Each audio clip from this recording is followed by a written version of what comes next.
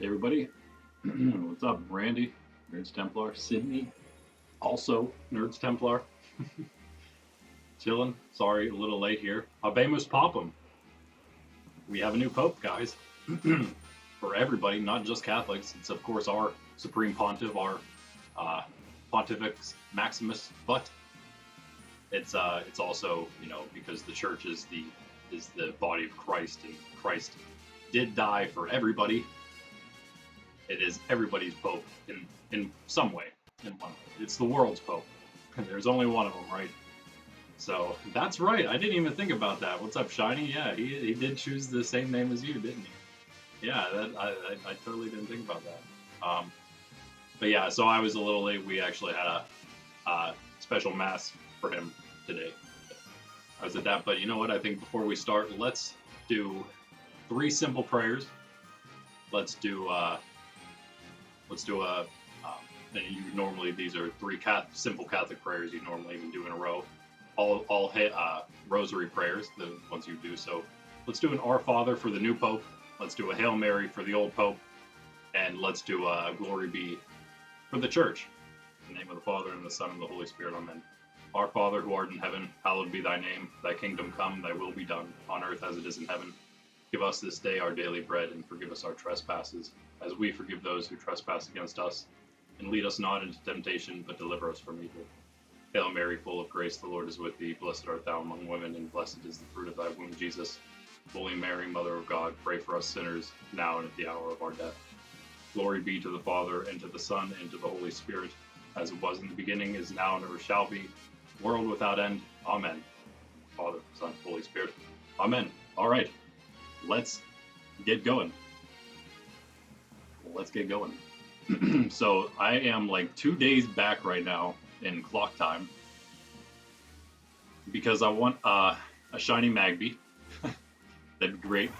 I actually had some decent hunts on my Violet version I was more interested in, more concerned about. Finish those, but I do want a Magby, and I also want what I was hunting before I even started Magby at all is an Impidimp up here. I actually had a Vulpix on here just before this outbreak. It was literally right there. No luck though. Song stuck in your head? Sure, what is it? Also, anybody around, we can also Union Circle and do some maybe get a group quest or 2.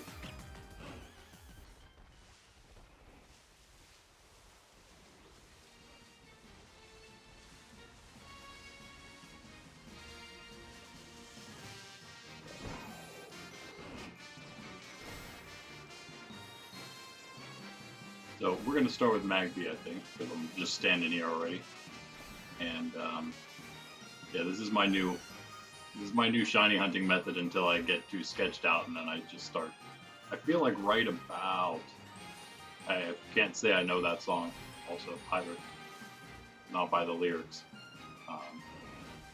Right about here seems like it's maybe the middle. It's always hard to tell on the map because you can see how much the icon itself is spinning around. It's ridiculous. But I think it's about right here, based on spawn. So let's set up a picnic. I'm not gonna... Oh, okay. A little too steep. It's probably right about here. Nope. I think we can get it here. Gotta finagle it in. Maybe we gotta... Oh, here, let's try this side. This side looks a little less steep, maybe. Nope. Doesn't look that bad, but okay. Come on, I've set up picnics on the side of Glissado Mountain before. I can't set up a picnic here. This nice big open grassy meadow. Okay. We might have to maybe do here. Nope. Alright, do we have anywhere that's not a slope? This whole thing is a slope. If we wanted to picnic, we'd have to go on the other side of that rock, I think. Post from the 1940s, nice. Yeah, I don't know much 40s music, if any. I probably know a few songs, but that'd be about it.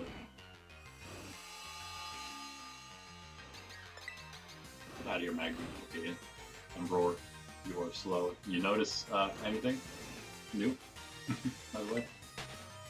Anything new, by the way? Oh, there we go. Yeah, sure. I mean, we can group up and hopefully end up with a couple group quests. That'd be nice. Yeah. Yep. New on the, you know, Pokemon wise, perhaps. Ooh, there it is, Mighty Metagross. I didn't think it was gonna happen, but there it is. So what is that? Is that a blueberry raid then? Okay. Interesting. Oh no.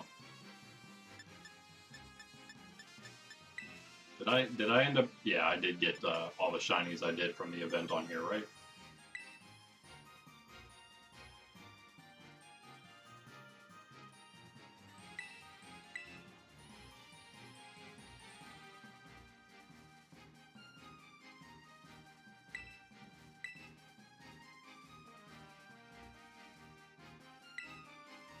Yeah, I'm thinking the same thing.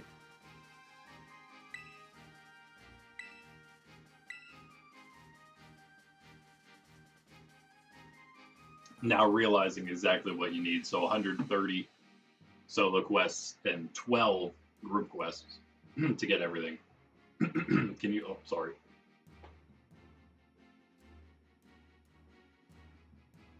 Is that right? I'm pretty sure that's what it is. So yeah, what do we have? We have one. Did we do 2 group quests so far together? I think we might have done 2. But I'm just going to be hunting these Magby and hopefully doing a couple of those quests on the at the same time. Yeah, only one. I think so. I can only remember one. All right. Welcome, Leo. Still don't have a new icon on here.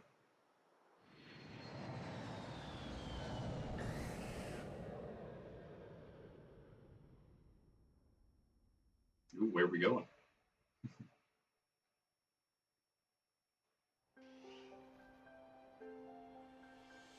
Yeah, yeah. I gotta wait for the. I gotta wait for the right moment, right? Whenever you got a Pokemon that just is doing something goofy, and then it's time. Um, yep, that's too bad. I didn't even think about it. That just dispersed my outbreaks, I guess. Wait a second. Did it? Yeah. No. No. Yours. Yours dispersed, I guess. Since I'm the leader. Okay, good. Yeah, I was thinking it shouldn't matter because. Oh, nice shiny Arcanine. I figured it shouldn't matter because my clock time is what matters for the outbreaks. So we good. We good. That would have been a little unfortunate, but I feel like, Impidimp, Morgrim, that comes up relatively often. I just kind of felt like doing it today, especially since we had the Magby as well. First Magby outbreak. Yeah, I love those glasses. I love them. They're probably my favorite glasses, for sure.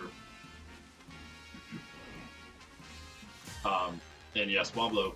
Swablu, you didn't evolve him yet. Swablu's cool, but I do love Altaria.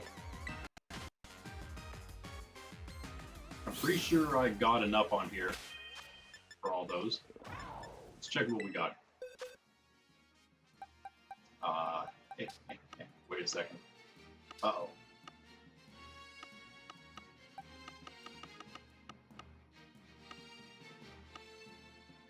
Not seeing any. But I know that I do have them in here.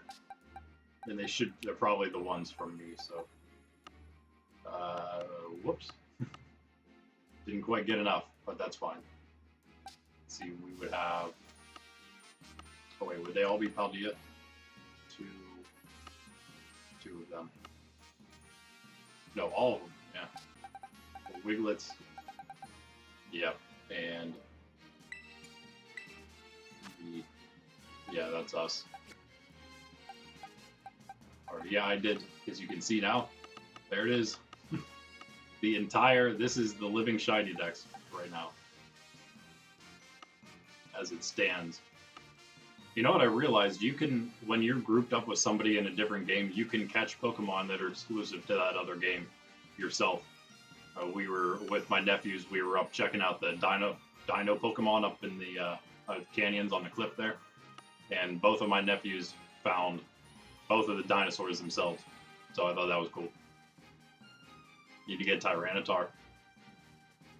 Go, yeah, now that we're grouped, maybe you can go grab a Larvitar / Pupitar. Go check it out.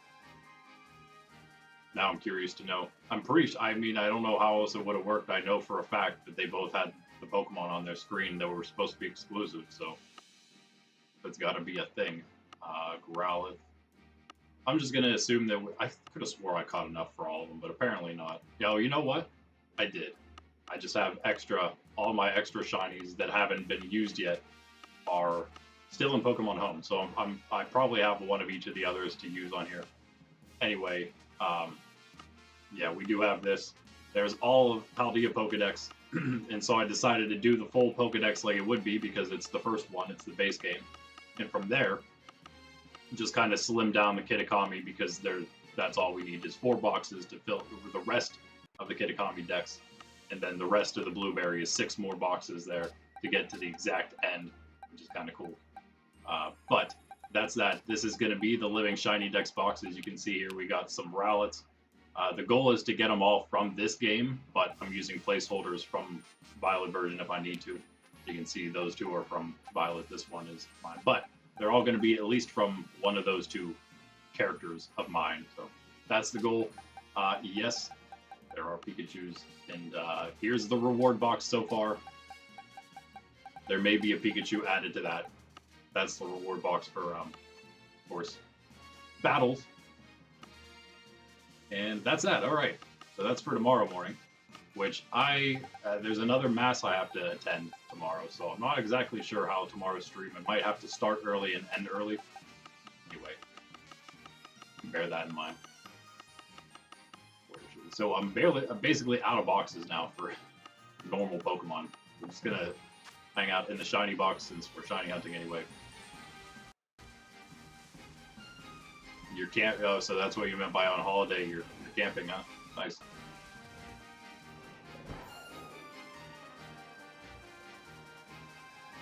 Maybe if I go right about here, maybe this will work. All right. You're camping. I'm picnicking. I don't think there's anything you can do to help.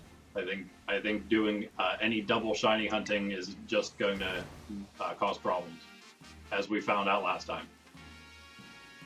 But I'm hoping that we can get some quests done while I'm just hanging out here. Is that one? Yeah, that was yours for a nice washing. I already hunted them. Yeah, they're all done. So are the Impidimp. I've actually been at this for a bit already. Like a day. I mean, like, they've been up for 2 days.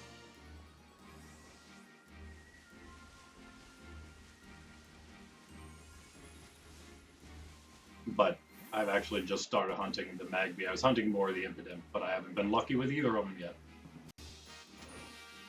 What happens whenever I do this in the next 2 weeks?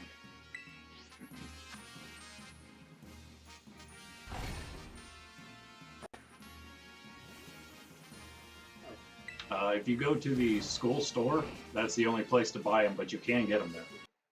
I thought that was pretty cool. And I think medium and large XP candies.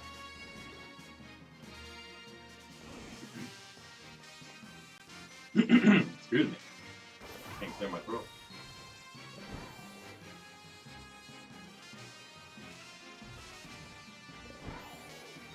Yeah, shiny Magby pretty easy to see. I'd say. These guys are almost like pinkish red, but shiny Magby is orange. Impidimp's even easier to see than that. Impidimp obviously is pink, and shiny Impidimp is like teal, aqua color, turquoise.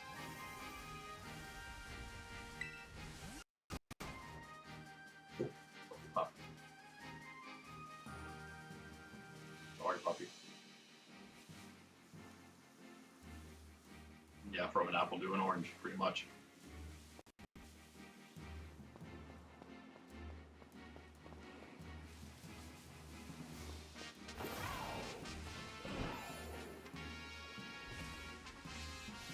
Yeah, so yeah, I meant to mention it out loud while I was talking about it. But yeah, the new Pope, Pope Leo the 14th. Interestingly enough, the last Pope Leo the 13th, was the one who created the Saint Michael prayer, which used to be said at the end of every mass. We started doing it at my parish a few years ago. Again, I mean, it's an optional thing still. It's just not required anymore. But we still do it now. We return to that tradition. Yes, he is. He's American from Chicago. Spent most of his, at least his ministry in Peru. As one of the guys said, I heard on the news, he's probably the least American, which is why he was picked.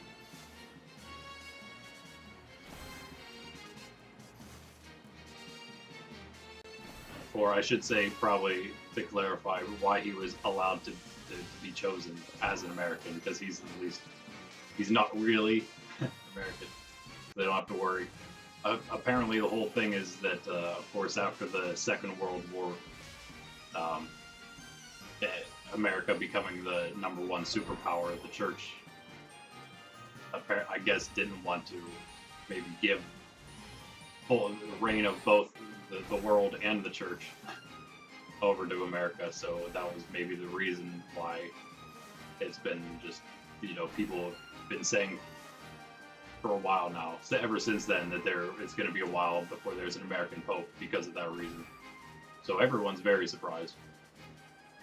It was very fast. It was as fast as Benedict, though. Francis only took an extra half a day, so it's been about that for a while now. I mean, it usually doesn't go very long anymore. There's been times, maybe in the past, way in the past, but the conclave has only been a thing for about 1,000 years, so it's really not even that old itself. Like the cardinals choosing the pope like this. But in the last like 4 or 5 popes, they've all been chosen very quickly. I just think that people, including prelates, everybody, they're humans too, just don't have the capacity to hold out with their position, their argument anymore. That skill has completely deteriorated, I think, in our society. So people can't hold a sustained debate, and hold to their side. They just want to compromise and get it over with, kind of deal. Not get it over with, but as soon as we can get out of here, let's just be amicable and find some compromises instead of, again, sort of sticking to your guns. You can think of, like, you're American, right? No, that's right, you're UK, so maybe this will maybe not be what you like to hear, but sort of like the what we read in the history books about the writing of the Declaration of Independence, how they were locked up for a long time, and again, they were all debating and getting rowdy in there. A real caucus of a debate kind of situation. But we can't really hold those sustained arguments anymore. You can't buy the candies? Oh yeah, and congratulations to you and us on the new US-UK deal. Speaking of your Navy.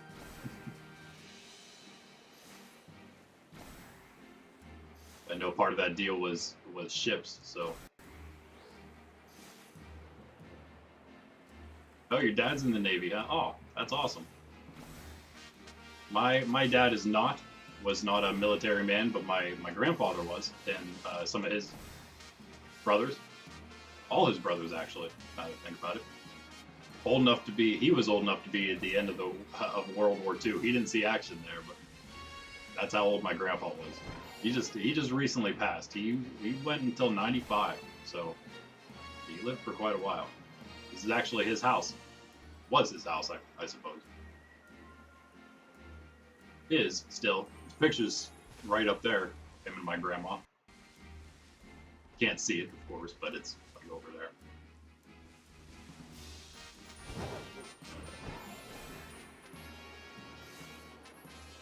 But it wasn't a shiny high roller, was it? Sometimes their coats throw me off. How do you actually buy them? They should. Are you at the school store?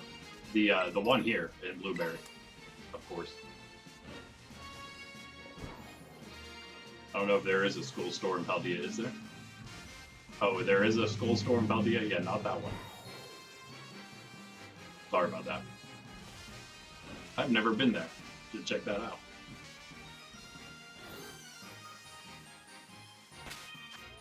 Yeah, the only way you can get them is BP.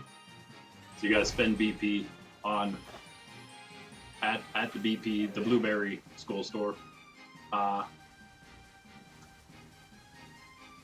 Yeah, you could always wait. Start. Team start. Oh.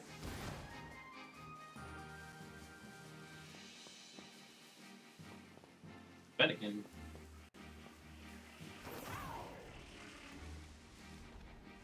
Where are all these? Yeah, this is not the spot. We really want to be picnicking down here, but man, we can't. This is a little too far. Might be a little better though. Where is what's happening here? Where are all our spawns at? 1, 2, 3. Why are there only 5 Pokemon spawned in? Wait, this is weird.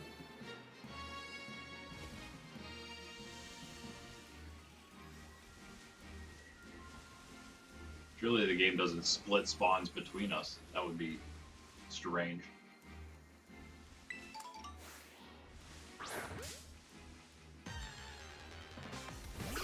We do need a Fennekin. That's alright. That's alright. Let's get some quests done.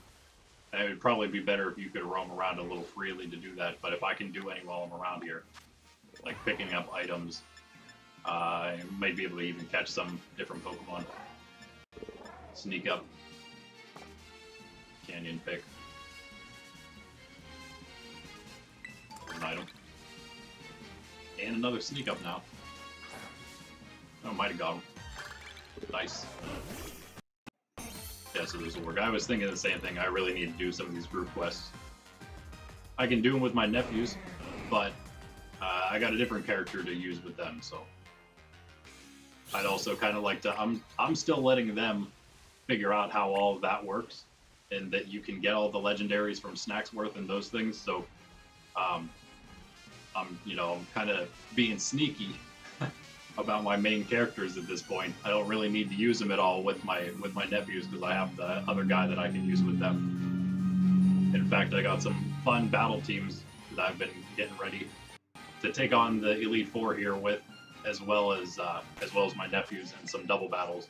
But I've been training Ogre Pond and Blood Moon Ursaluna to basically be the two parts of my all the teams.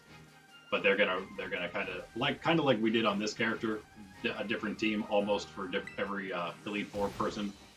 We're gonna do the same, but just swap out a few Pokemon here and there. I guess that's kind of what we did last time too. We didn't have like a whole new team for everyone, but it'll be fun. And also, on my Violet version, one of my recent outbreaks. Actually, I still probably have it because I think it's the same day that I got these. So. Yeah, okay, yeah, catch some starters. Yeah, I still need to do that on my Violet version. It's not even done with the Pokedex yet. I keep getting sidetracked. But anyway, on that, I actually just caught another shiny starter on there. So I might be up to like 10 shiny starters on my other character. This one, all the shiny starters I have are in my party right now. These are the only non-shinies. I have 4 total shiny starters on here that are different. That's pretty horrible, in my opinion. Okay, yeah, no problem. Go enjoy your holiday. But thanks for chilling. I appreciate it, even while you're vacaying. but yeah, a Rotom. I had a Rotom outbreak. I'm like, oh, I really need one of those. That would be great.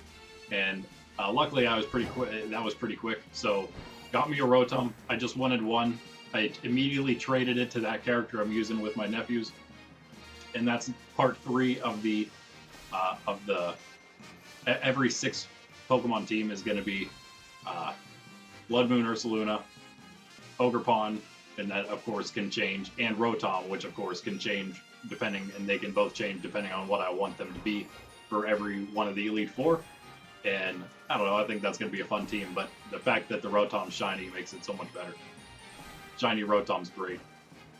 It's like, it's pretty much just like a darker pinkish color and a lighter pinkish color. That's pretty much the best way to describe it. It's more like a pale red and a light red. I mean, I don't know. I do a lot of artistic type, like adjacent things. So I don't know. When I think of pink, sometimes it's like that's like more magenta. Light red is also considered pink, but that's also light red. So call it light red. But anyway, regardless, Shiny Rotom's awesome. He's always the same colors, no matter what he is. He's always the dark, or it's like a slightly pale red for his light bulb color, and the electricity around him is the lighter red. Looks great. Looks great. So yeah, he's part 3, and then everyone else is different. I'm trying to make like a, not really a rain team, but like a half rain team with for Crispin. Oh yeah, there must have been because of the group. Now I have a bunch of spawns coming in. Well, that's goofy, but I do still think like it's sort of worth it. I mean, yeah, I don't really want to make people stand around here for nothing. I feel like it's more worth it to have people, if you're going to group up like this, if we're going to do this exact scenario, which we just did, I think we should stick with what we were doing. Just you guys do whatever. You don't have to hang out with me at the outbreak. That's kind of boring, but in fact, it would be better even if you are running around doing different quests, and we're all getting a bunch of BBQs. So, got some. Thanks for a little bit of BP. You can come back later. That's awesome. Johnny, yeah. And maybe I'll. Oh yeah, you know what? I'll just save that elite quest that we get. Maybe we'll get there by the time maybe Shiny comes back and we can get a couple done quick. Because then what it'll take is one of us filling up our bar the whole way again. That was what was nice. My nephews and I, we actually knocked out 3 group quests almost immediately because, you know, we were all close to filling up our own bar with 10 solo quests. And once you do that, then we all had our elite quest at the same time, pretty much. Did all 3 of them, and boom, got a group quest, and then we all went back, and oddly enough, we all got the exact same elite quest, almost the same at about the same time. So then just did all 3 elite quests together at once, and boom, got another group quest. I don't think we'll be able to hang out today, but that would have been nice. Got a little more questing done, maybe even one more group quest in. But it's like pulling teeth. It's like herding cats sometimes with those guys. Like, also because I didn't explain to they don't exactly know. I'm trying because I'm trying to keep it a secret still. They don't exactly know how amazing, how many awesome things they will unlock if they do the quests and they get the BP. But eventually they will, and they'll be like, oh yeah, we definitely got to do this, and it won't be as bad. But just like, hey, all we got to do is quickly get together in the savannah and take a photo together. Come on, it takes less than a minute, but it took us like a half hour because it's so difficult. But we ended up doing it. We managed to do it before they had to leave, so it worked out. But it was funny. So yeah, Magby. I don't want to do any sandwich eating. I've basically run out of herbs at this point on both my characters from starter hunts. So I don't really want to do it for anything else. I really need to do some terror raids. I guess I should get in the habit of doing my 6 stars. I guess I should do that, huh? Yeah. Not like, well, you know what? I shouldn't say it's not like we're gonna get 2+, but you never know. And you absolutely won't get 2+ if you don't do it at all. Let's see here. Say our 6-star raid, but there are 3 of them every day, of course. All right, well, it's right next to us. Let's go snag that. Is it that one?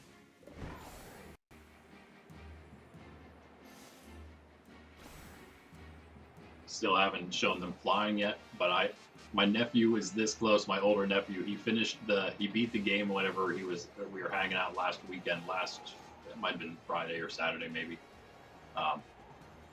He beat the game. You go through the credits and it puts you in your dorm, and then it has all the exclamation marks when you try to leave your dorm, and it shows you a bunch of, like, it just gives you straight up right there. You never have to go back to realize that there's stuff to do, because since it puts you in the dorm, you see all those new things you have available to you, the mini quests or whatever, just the people to talk to. One of them being Amaris, and he was about to go through all of those, but I started rushing him to come to do that group quest because we were just waiting for him to get through the credits and stuff, and then my younger nephew started goofing off. But so I was trying to rush him out of the dorm, 1, because I wanted to get the quest done, and 2, because I wanted to try to make him leave before he talked to Amaris and unlocked flying permanently. Right, so soon. trying to make him sweat a little bit, I guess. But no, I'm just like they blasted through the game. I just want them to try to like do a little exploring without having everything immediately unlocked, I guess. I don't know. We'll see. I'll probably show him the flying next time, now that I'm assuming my younger nephew will also be caught up. And they can both do it at the same time and unlock that. But he was about to, and then so maybe he forgot to go back and talk to those people since I sidetracked him intentionally. Wait, what's this? Wait a second. What are these? Why are there 3 random shinies in this box? What?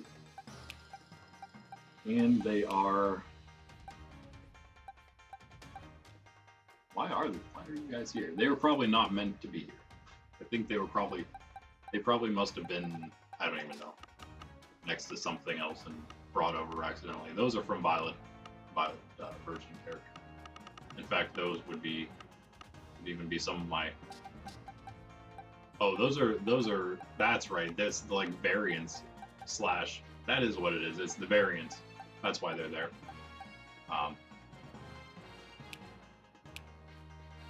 Vital Spirit. I didn't check, but I think I did check already. All of them.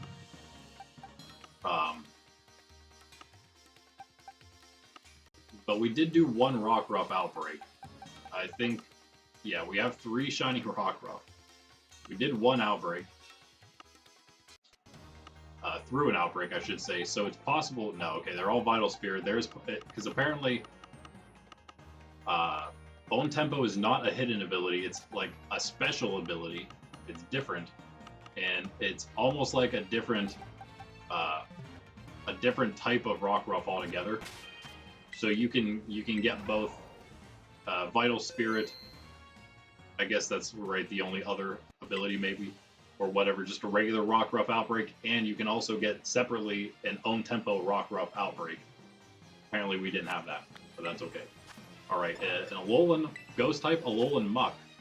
We could just go dark here, huh? That would maybe work out. We do still have our, back here in the back, our raid Pokemon.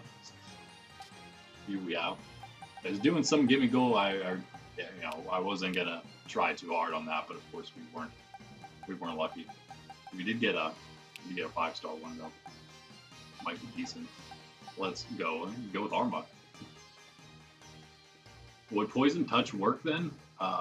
If he's a ghostified Muck. He loses his ability to not be poisoned. Or should we just go with? Oh, let's go King Gambit. That's a good idea, I think. He's pretty good.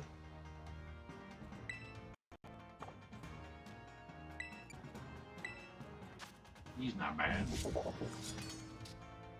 Never mind, I take it back. It's horrible. What is that? What is that? Are you our only King Gambit? You are. You are. Yeah, okay, we really don't have very good raid Pokemon here. Hold on a second. We gotta use... It turns out that the Pokemon we've been using in the story are the ones that are better than the first ones we had here, who I was kind of training. But do we have anything really to deal with? Any dark? I don't think. Is that all we have? I guess so. You guys aren't very trained. Oh yeah, it's not like my Violet version. I got like a whole box of Pokemon. Wait, there is one more. Where are they? Why are they not in that box? Right. They're at the end of Paldea. Well, there's these guys. There's also the Kitakami team. Where'd the Kitakami team go?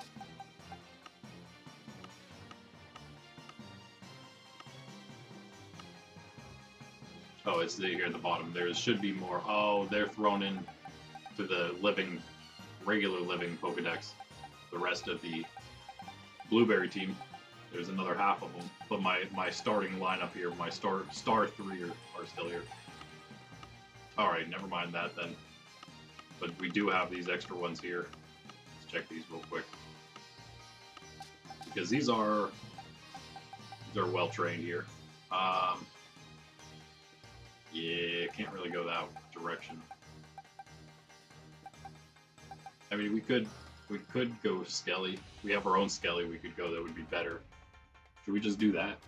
What would Mux dealing with defense-wise here? Yeah, so probably more Spadef, right?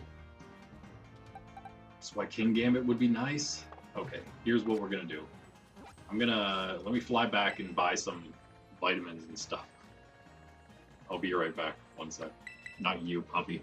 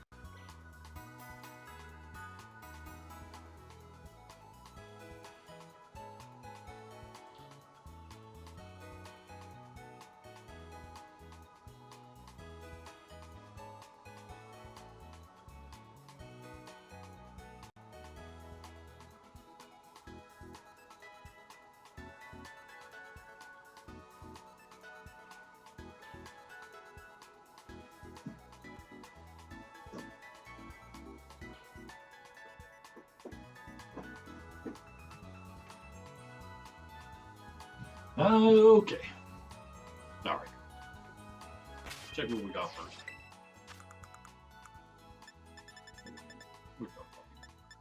Oh, nice. We got 8 protein. That's good. Some iron. A bunch of resist feathers and muscle feathers. Wow, that's great. That's exactly what we need. Well, we might not actually have to buy anything. A puppy. Stop.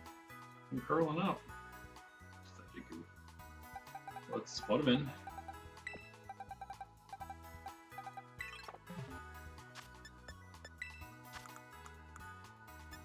Gross. Gross. Let's give him all the protein. All that protein.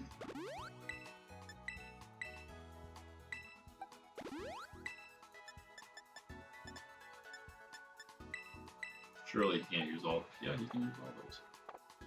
Wow. Okay. I don't know if I want to do that exactly. Special attack and. Okay, special attack, special defense, and speed. Let's drop them all right now.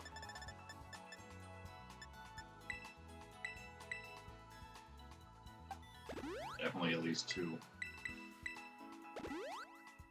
There we go.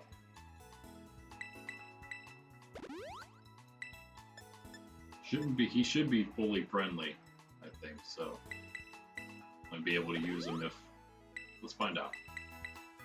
No, I could use it still. Never mind. I missed that. Lost some. Lost some. Need some more tomato berries. Can't go any lower. There we go. Might have a little too much HP, but we'll deal with that later. Right now, go. Okay, let's do this. Let's use. I'm okay right now using. Use 50. 50. Start with that. See what that gets us. We're gonna go buy some vitamins. Yep. Oh, also, now that I know how this works, let's give him an adamant mint because I got so many of them. It's just so amazing. Every single Pokemon can just become perfect. Some just need a lot more work than others. Speaking of, how are his... You have to go to the box to look at the judge. Great stats. Decent attack, that's annoying. His defenses and his HP are very good though, so that's nice actually. He would only need... In fact, we might just go give him a hyper training and attack, why not? Why not? Ability capsules, 100k. I bought one of those for my Alola Ninetales on my new Scarlet version I'm playing with my nephews. Before realizing I needed a patch to get Snowscape. Hurt, man. I'm actually going to just probably swap it over to a different character that has an ability patch and use one of my main characters' ones and then give it back because I don't want to have to grind one out on there. Let's go. Yeah, this is about to happen again. 200k LP down the drain. Another 200k. That's 400,000 LP gone. That hurts, man. That hurts. I hate to do it. But we need this King Gambit. He's gonna help us get more LP, I guess, huh?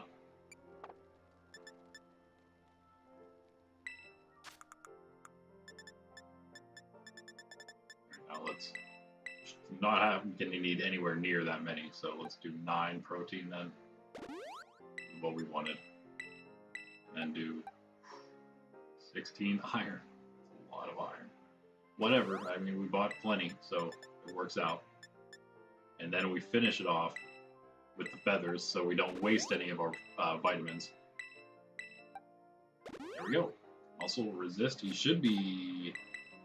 Might be blue now. Oh no, he's blue, but he didn't get full defense, so we need...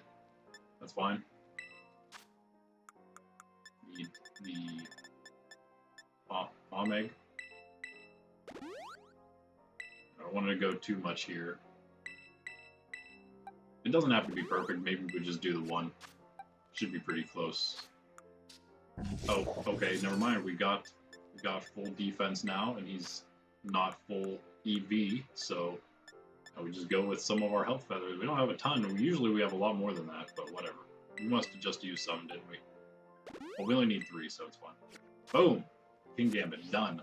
Except again, we're gonna go Montenevera. Why not? Then he will be completely, fully finished, ready to take down anything.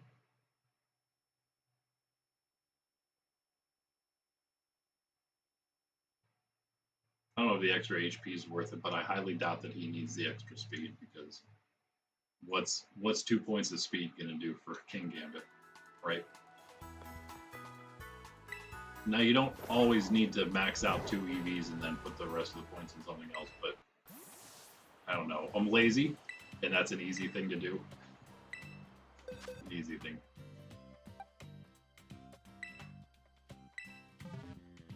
So how many bottle caps? We got 20 bottle caps. Nice. You can buy those, so it's all good. You really needed some. We don't. Alright. This muck should stand no chance now.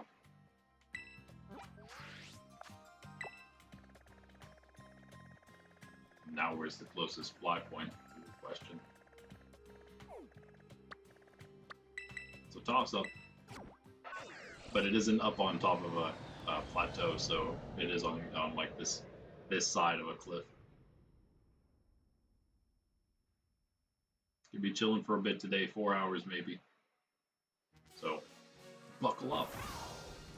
Hopefully we can get our 2 shinies we want. That is more important, but yeah, we should probably be hunting, or probably be trying to, I don't know, forage these herbs.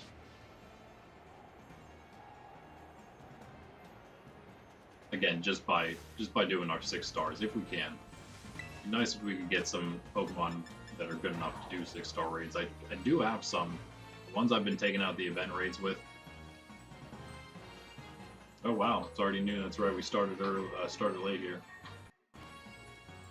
You know what that means, guys? Angelus time. In the name of the Father, Son, Holy Spirit, amen. The angel of the Lord declared unto Mary, and she conceived of the Holy Spirit. Hail Mary, full of grace, the Lord is with thee. Blessed art thou among women, and blessed is the fruit of thy womb, Jesus. Holy Mary, Mother of God, pray for us sinners, now and at the hour of our death, amen. Behold the handmaid of the Lord, be it done unto me according to thy word. Hail Mary, full of grace, the Lord is with thee. Blessed art thou among women, and blessed is the fruit of thy womb, Jesus. Holy Mary, Mother of God, pray for us sinners, now and at the hour of our death, amen. And the Word became flesh and dwelt among us. Hail Mary, full of grace, the Lord is with thee. Blessed art thou among women, and blessed is the fruit of thy womb, Jesus. Holy Mary, Mother of God, pray for us sinners, now and at the hour of our death, amen. Pray for us, O Holy Mother of God, that we may be made worthy of the promises of Christ. Let us pray. Pour forth, we beseech thee, O Lord, thy grace into our hearts, that we to whom the incarnation of Christ thy Son has been known by the message of an angel, may by his passion and cross be brought to the glory of his resurrection, through the same Christ our Lord. Amen. I guess I only have 1 leftovers on this character. Huh. That's odd, but okay. That's fine. I think I will use left. We could use either, but you know what? I take it back. Let's keep it there because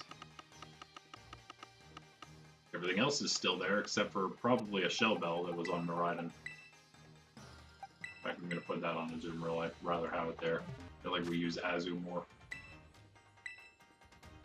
Alright. Do it.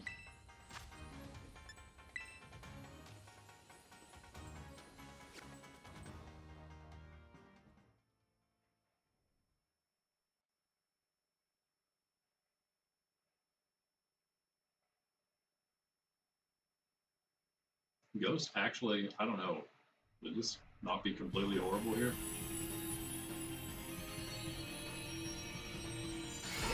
I mean, no one's going to come out and muck with Psychic, but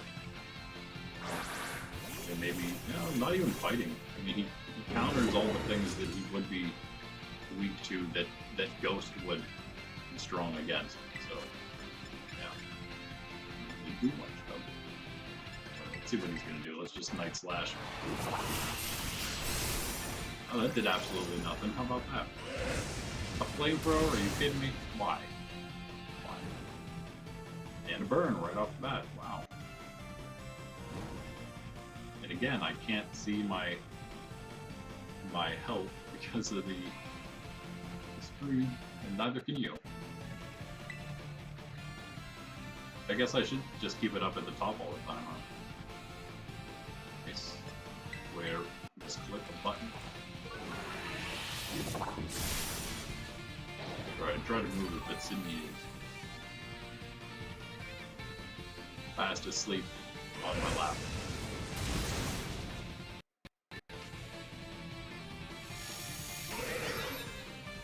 Okay, negative effects on itself.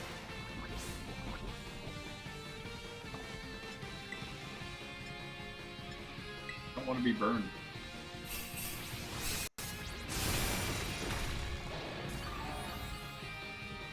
Why does Muck have flamethrower? So, what's the point of that?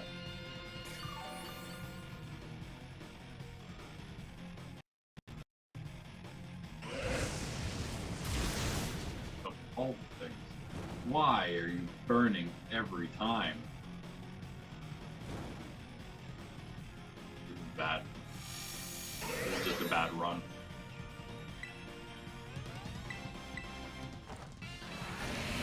I think we're dark Terra though.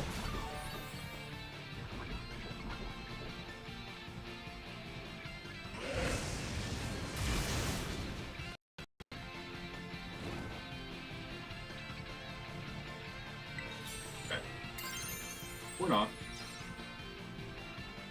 Man, are you serious? We do all that work to build King Gambit, and Muck happens to have Flamethrower.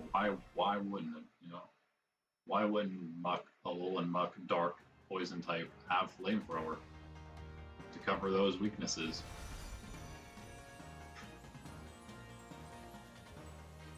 Wow. Okay. Do we have any other choice? We have one other choice, and it's not even that great. Especially because he's probably not built, even though if somebody would be, it would be him. Okay, that's something at least. We can work with that, right? I highly doubt I have a modest min for him. It seems to be the thing I can't get. Yeah, that's alright, whatever. He doesn't need the speed anyway, he's super slow, so. Alright, Croc, do you wanna try? See what you can do. Can't use Flamethrower on us anymore.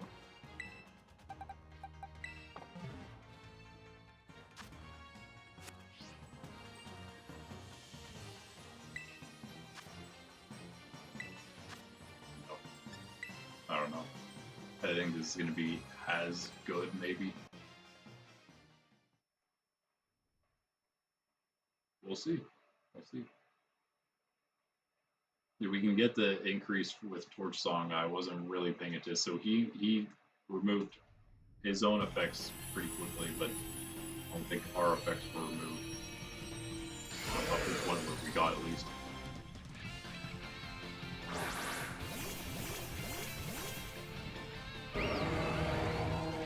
Darty and Sylveon.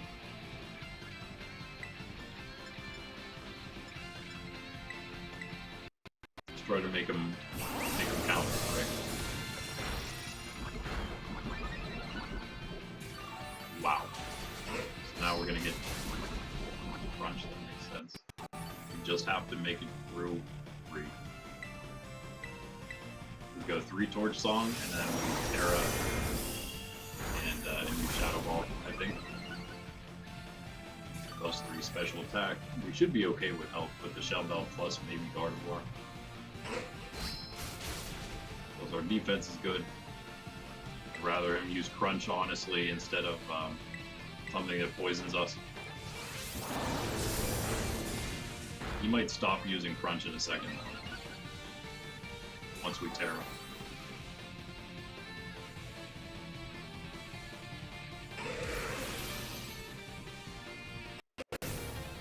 Probably gonna do more.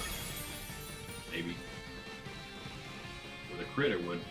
I still have no idea how much damage I'm taking, but I see my bar is still green, so I'm happy about that. I'm good. I'm good with that. Shadow Ball now. Of course, we're Terra Fire, so shouldn't have to worry about any attacks anymore.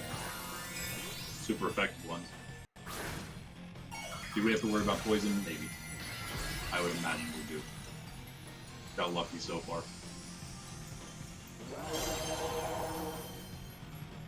I think we can maybe do this. I haven't done any Shadow Balls yet. This should do some big damage. That was not big damage at all.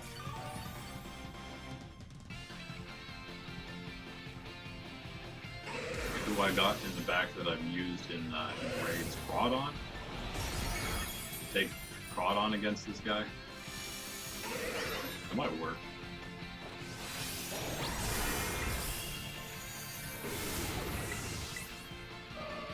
If we need it, we'll see. Rocco might be able to finish this for us. It's gonna be iffy.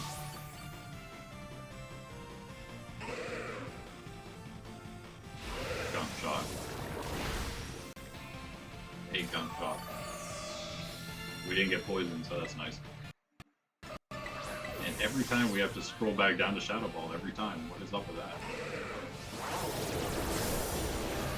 I'm still uncertain if it's just, if these raids are just super glitchy, or if they're meant to try to throw you off by you know, moving your cursor back to the top. It didn't do it that time. Moving it back to the top sometimes whenever you go into fight like that. Okay, this is going pretty well here. He's poisoned. That's cool. We're not, right? We're not. We still have all our heals left if we do get poisoned and start losing some significant health, which... So we're only regular poisoned, at least. Energy begins to gather. When's he going to remove our effects? Because I assume he's going to do it eventually, and I'm going to probably have to... Probably going to have to Torch Song again if that happens, I'd imagine. Oh, we're like full health. Let's go. I can see that. Big hit. Yes. We got this, we got this. Defense drop. Spadef, that is. Drop. That's what we want there. Is he going to remove more effect? If he removes his own effects, hopefully he won't remove ours at all. He removes his again. Toxic. I'm already poisoned. That's actually great, because we're not bad. That would have badly poisoned us. Yeah, so I'll take that regular poison and I'll just hang on to it for a bit as I just heal everything back constantly. This really worked out. Good job, Croc. I don't know why I doubted you. Hex is going to do some damage. At least we're just fire type now. Do enough to matter. Why does my bar seem lower now? I saw it before. Okay, we're actually out. Wow. Well, that's fine. I think... Here. Now that she moved. I want to like put it in a random spot, but who cares about the top person there, right? I don't know what else is going to be up there. Actually, no, I'm just going to have to move it right back after the terror raid. It's annoying, but... No, because my bar is always going to be down there. There's literally no corner of the screen to put myself. We're back to good on health. Good on time. So we get some herbs. What's up?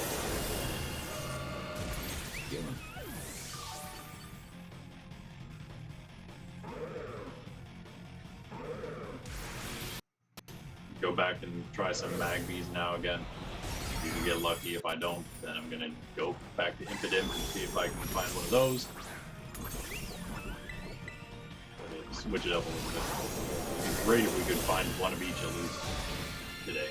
And wait, really? That did nothing at all. Okay. Should just be 1 or 2 hits away. We should have plenty of time here. Junk shot, not the most accurate, luckily.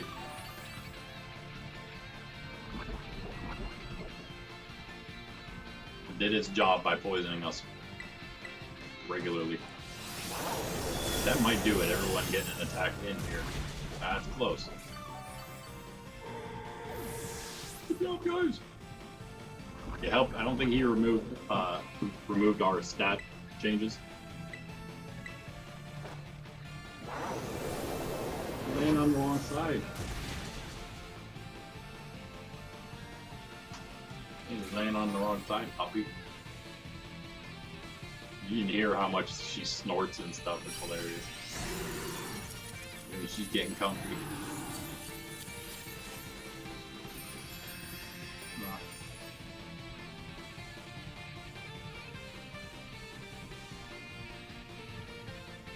Why not? Throw a Pokeball at him. Went through all the work, why wouldn't you catch a 6-star rated Pokemon, right?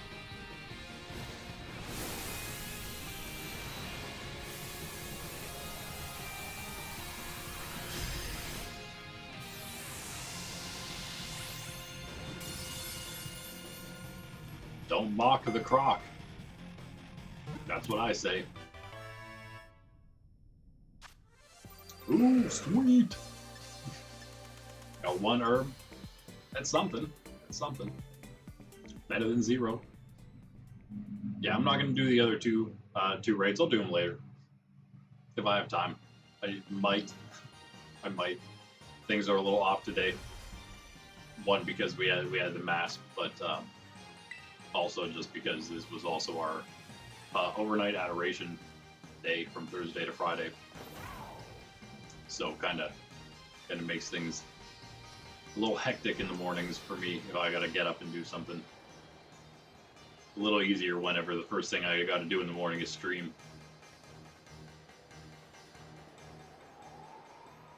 But that's why we pushed the stream back. That's why we're only 1 hour in and it's already afternoon. It's all good. Hope you guys are having a nice Friday out there in Webland, wherever you're at. We're gonna hunt some more Magby now. We'll hopefully hunt a shiny Magby down. And we're looking for an orange Magby. Quite easy to see the difference that is. And as before, we'll try to get a picnic in here, I guess, but honestly, it's so hard in this spot. Not going well. What best place seems to be is the Finnegan's always coming up here. Almost always in that same spot. Throwing me off though, because it's orange. Don't really need to get so close to that tree. Here seems to be the place, but really it's like right on top of the tree is the middle of this outbreak. And when you get an outbreak that's in the middle of like a field like this, still can't get it yet. You gotta be really close. When you get one in the middle of the field like this, you kind of have to go in the middle of it, or you're not going to get very many of that thing spawning. It's always nice. I just had a Flareon outbreak. One of the best outbreaks I had by far, but it took so long to find one. But it wasn't because of the area. It was right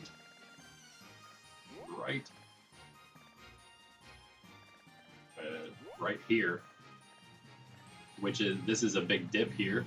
This is quite a substantial cliff, well, valley. It's the bottom. The cliff is here. That goes upward to this spot. So stuff didn't actually spawn up here at all. I could stand in this very corner and only have Flareon spawning right here the whole time.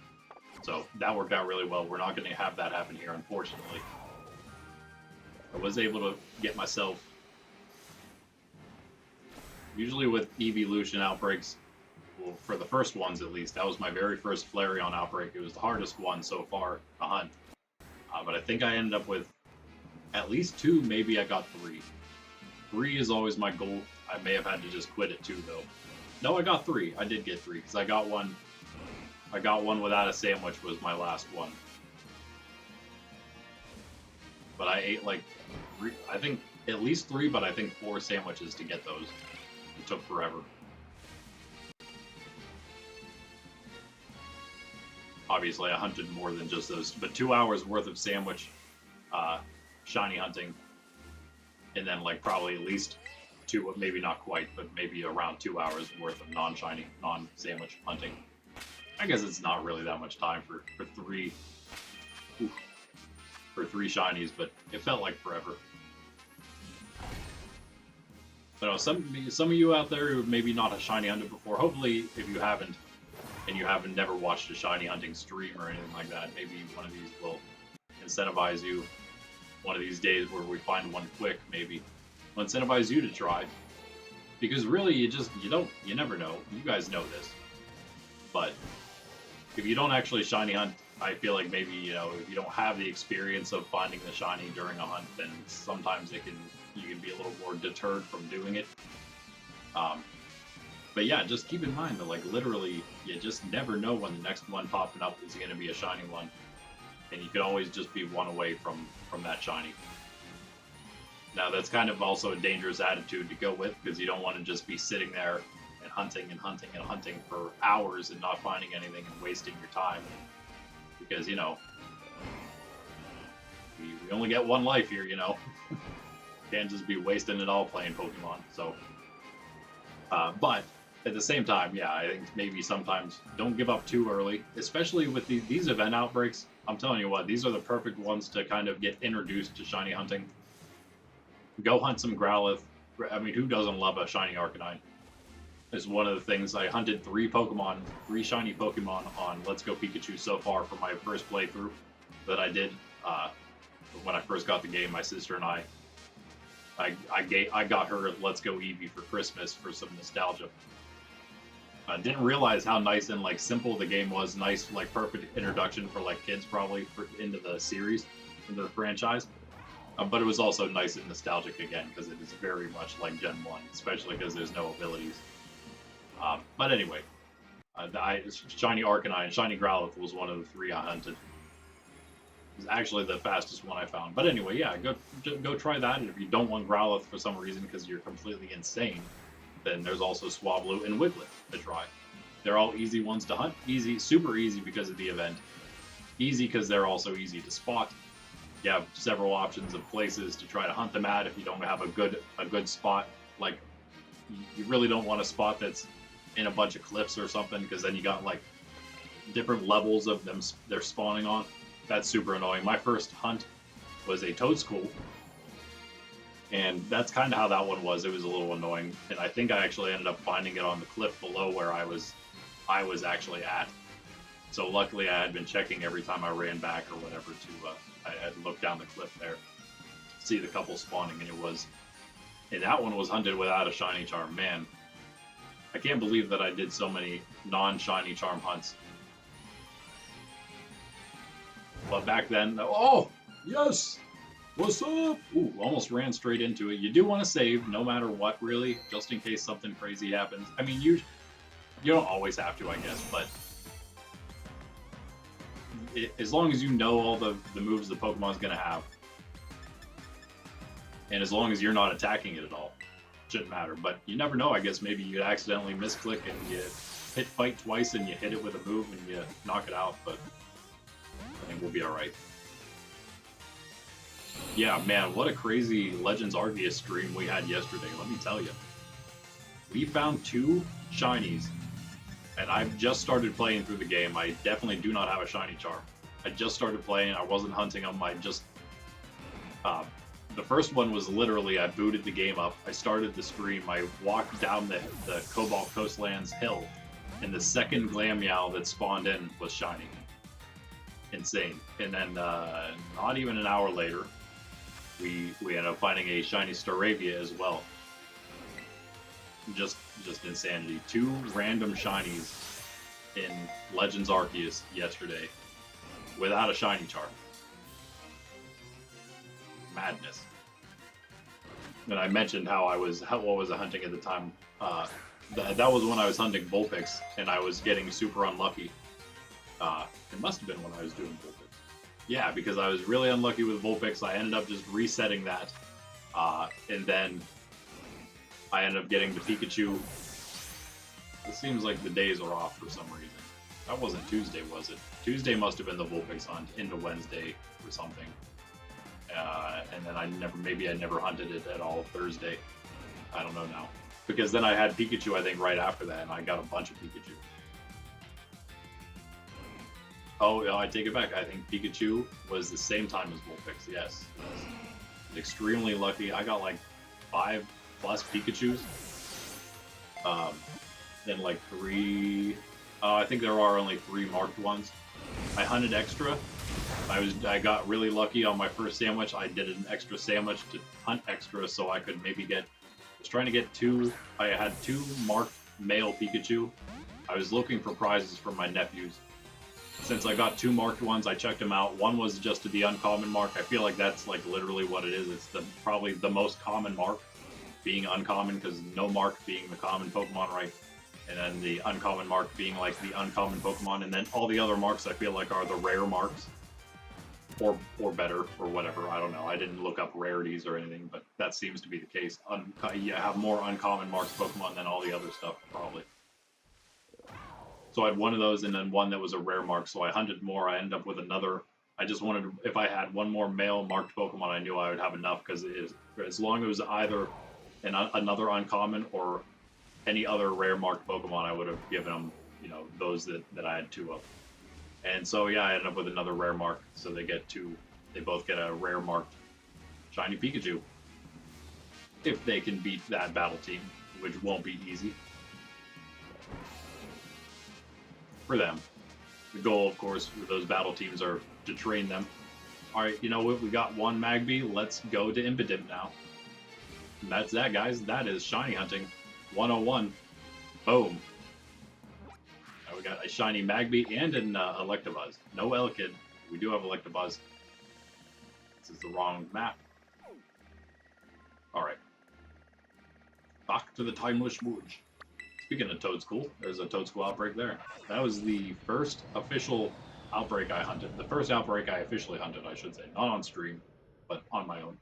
My first shiny was a Tarantula, which I then evolved into a Spidopt.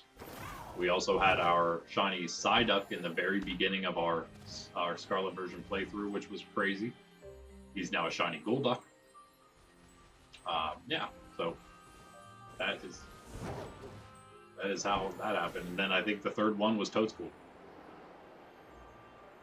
And maybe Rockruff may have been the second I hunted.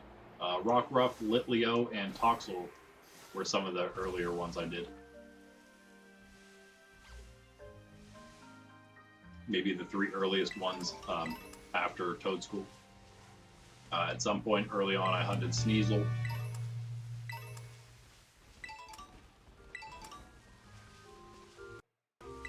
I had them in chronological order in my boxes, but now that I started the Living ShinyDex, officially started organizing it. That is, all of that's now out of order.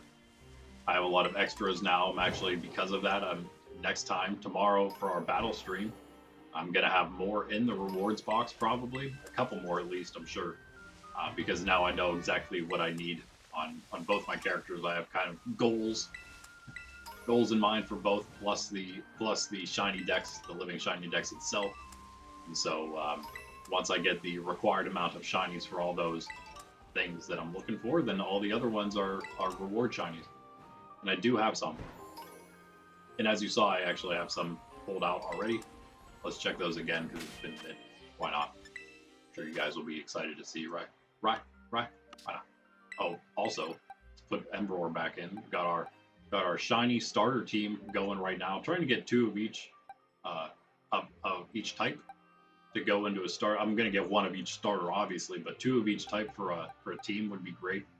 These guys are just the lowest levels of my starter squad in general. Like, these are all the starters right here. All the non-Paldea starters, of course. Got our Paldea starters over here. But yeah, so I was just training the lowest levels that we have currently. I don't want. Oh, you know what? I take it back. Now again that I know, we can just use this Fennekin. I just didn't like its nature, but it doesn't matter. We can switch it. I love it, man. I love it. I kind of don't, but I kind of do. I mean, what it does is it makes, you're just looking for other things to make a Pokemon more exclusive now. You don't have to hunt forever to find a Pokemon that's going to be actually viable. And that's probably better that they did that, right? Because no one wants to, like, if you want a Pokemon and you're trying to use it for competitive purposes, you don't want to be sitting around waiting to find something. That's very annoying. I've made the battle teams with my nephews thinking I had to do that. And luckily, they didn't have to be perfect, because just finding the near perfect ones I was attempting to find was hard enough. But now, yeah, we're just doing whatever you want to do to make them exactly how you want them to be. It's awesome. But then at the same time, you have shinies, and they've obviously made shiny hunting way, way easier than it used to be, which I also, it's good and also bad, I guess. I like it and also hate it, but I probably more so like it, I would say. Much more so I like it than hate it. Because then again, at the same time, you have extra stuff. Now we have the marks. So now you can hunt a shiny marked Pokemon. And that is now you're really trying to do something. Trying to hunt a specific mark on a shiny Pokemon. That's not easy. And +1, go one step farther than that if you want to be completely insane. Try to get a living ShinyDex, all with a specific mark. Good luck. We're not going to do that. If I were going to try to do that, it would be the uncommon mark, obviously, what seems to be the easiest one to find. So I don't think oh yeah, no, we'll get all shiny, sleepy marked Pokemon. The entire shiny, living ShinyDex, no, there's no way. I couldn't even do that with uncommon ones. I'd be happy to get some, but I don't think that would be possible. But speaking about what's possible, definitely possible we run into a shiny Impidimp at any point here now. We did hunt this down already. And as always, you never know what other random shiny you might run into. Those are always the most fun, honestly. Who doesn't love the random shiny encounter? it feels less random whenever you find them as you're hunting a different shiny, because you know you're spawning all these Pokemon in. Your chances are decent that something's going to turn up shiny, especially once you got the shiny charm.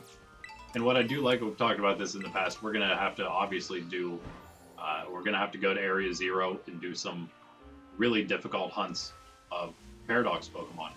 But what's nice is when you use the, and we're going to use sandwiches for them, when you use the get the +3 sparkling encounters, it's actually a better shiny rate than if you were to do an outbreak, a full outbreak with a shiny charm without a sandwich. So it's kind of so basically, like right now, it would be better odds of finding a Paradox Pokemon shiny if we were to eat a sandwich than we have of finding an Impidimp shiny right now without eating a sandwich. If that makes sense to you, it should. I think that's pretty clear, right? There's a lot of different variables involved, so I know it can get a little confusing, but I think that was good. And the only then other difference being, and you're hoping that eating the sandwich is you're also getting the ones we do. We get the +3 sparkling encounter for whatever type we're looking for.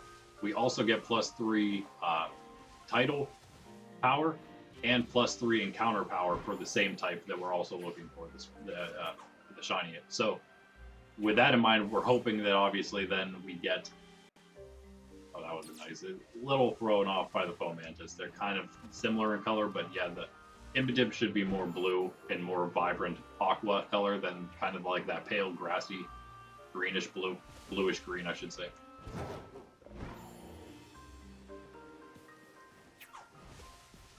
Ooh.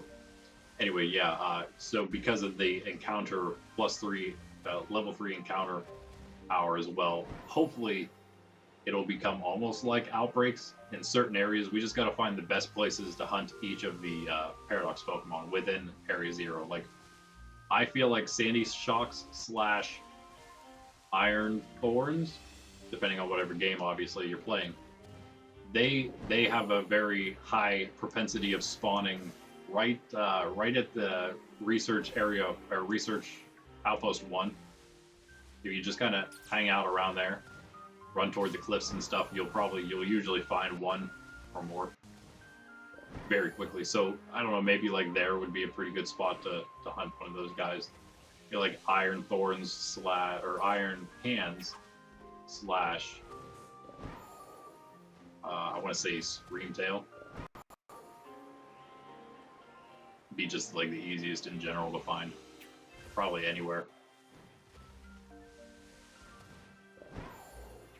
As you go down, once you get down, like not toward the very bottom, but into the caves, but not at the very bottom, I think that seems like the best place for Iron Treads and Great Tusk. I'm just kind of spitballing here, just based on what I've seen when I've been in there a few times. And there's also then caves that aren't even in the main cave toward the bottom. Before you get down there, you can find other caves. I'm sure you guys have been there.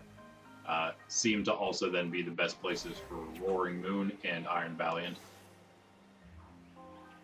Also Iron Jugulus, so who else would be fine in there? Maybe Fluttermane be a common one inside the cave, the higher up cave, around like the second outpost.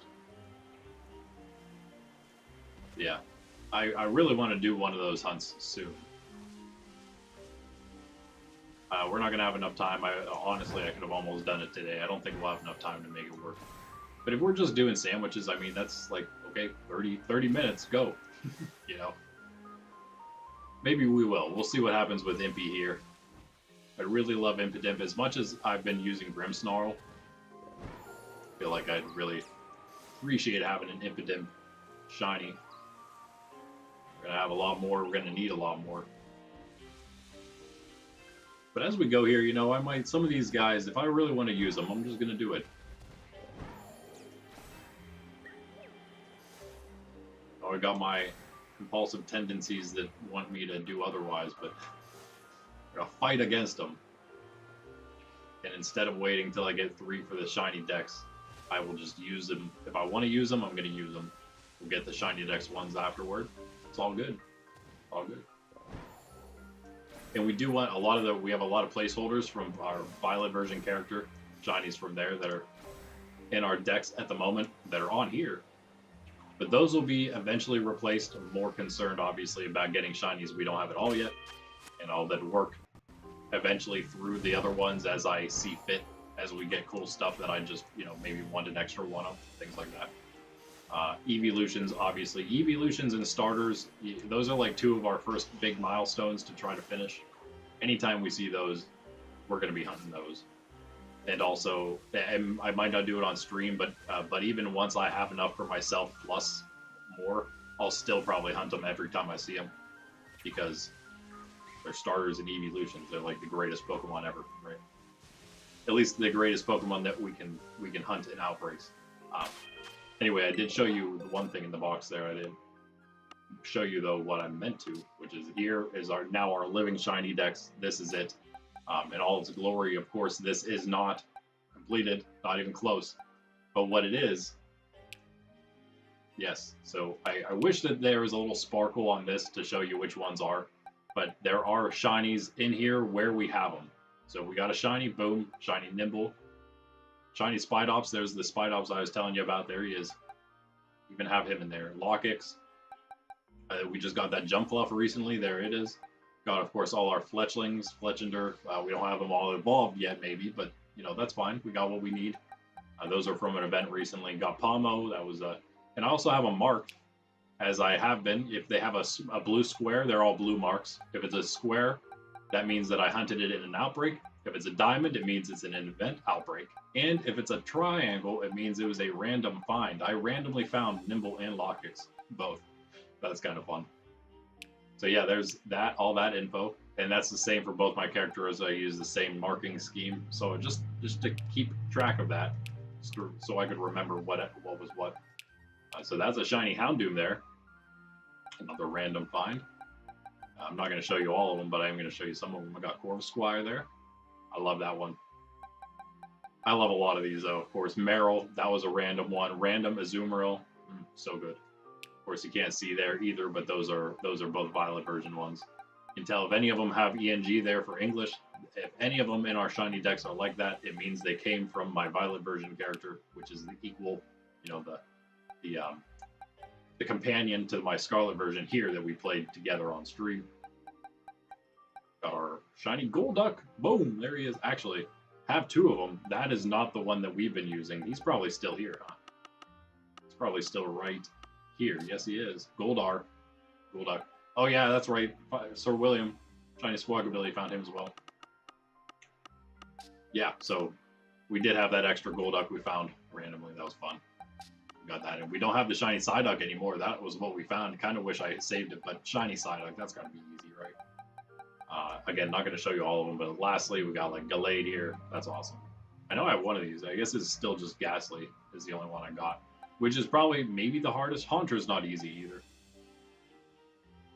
but that'll be a great one. Can't wait to get a shiny Haunter.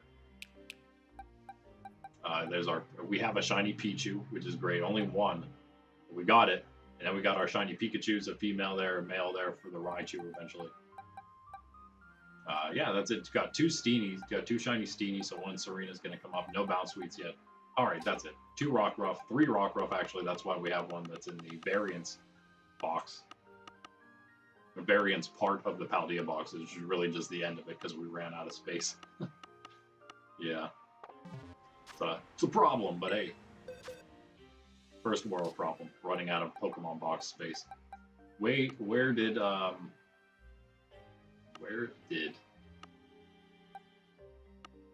Magby go? This is the worst. Gotta be somewhere. Gotta be in one of these. Not here.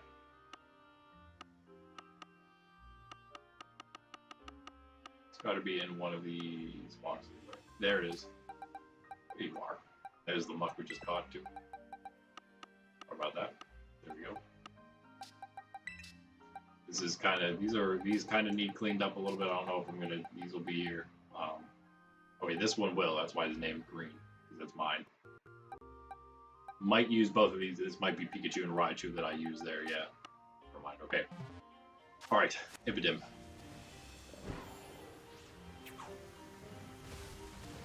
If we wanted to picnic here, it'd be a lot easier. Let's see, maybe we picnic. A lot of non-impidimps over there. Let's try right about here.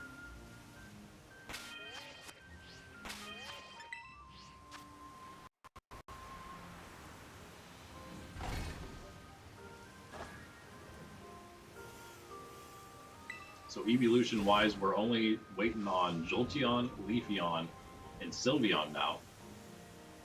Need a lot more than that on here. We still also need on here Umbreon and Flareon.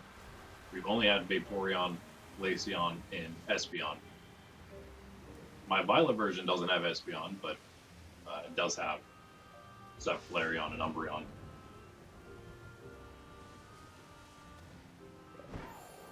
So pretty well. My next battle team, singles battle team for my nephews is my evolution team. Level 6 now that I'm allowed to use Terastallization and extra moves that don't just do straight damage, or like, so I was using like a couple different status, some different status effect moves, or rarely, but I did use a couple condition moves as well. But only, like toward like level 4 and 5 teams. Now I'm allowed to I'm pretty much opening it up to almost all moves except healing stuff, because I know my younger nephew really hates that. But this is the last team that I am gonna refrain from healing moves. I might even put a Poltegeist in my next team. I'm not sure yet.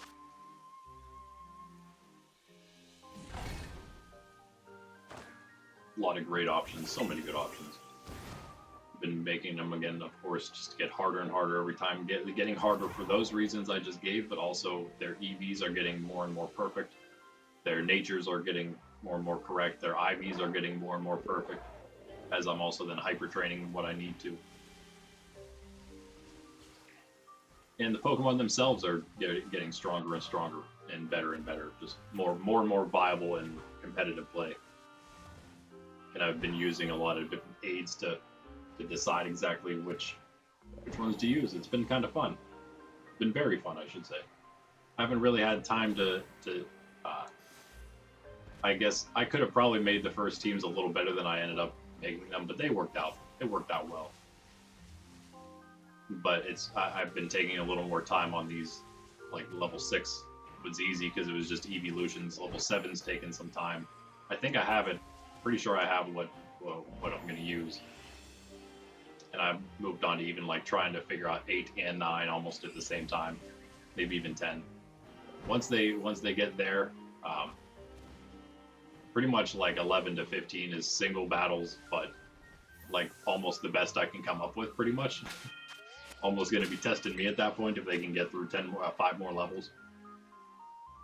And then also that I had 5 more. I had 20 total. The last 5 were going to be doubles, but now that they already did all the DLC, I'm gonna basically allow them to start into the doubles. I added 5 more levels, so there's 10 doubles, 15 singles, and I'm gonna allow them to start the doubles anytime they want. But I feel like they have to I want them to beat the evolution team first, and maybe even level 7 before I allow them to try the double battles level 1.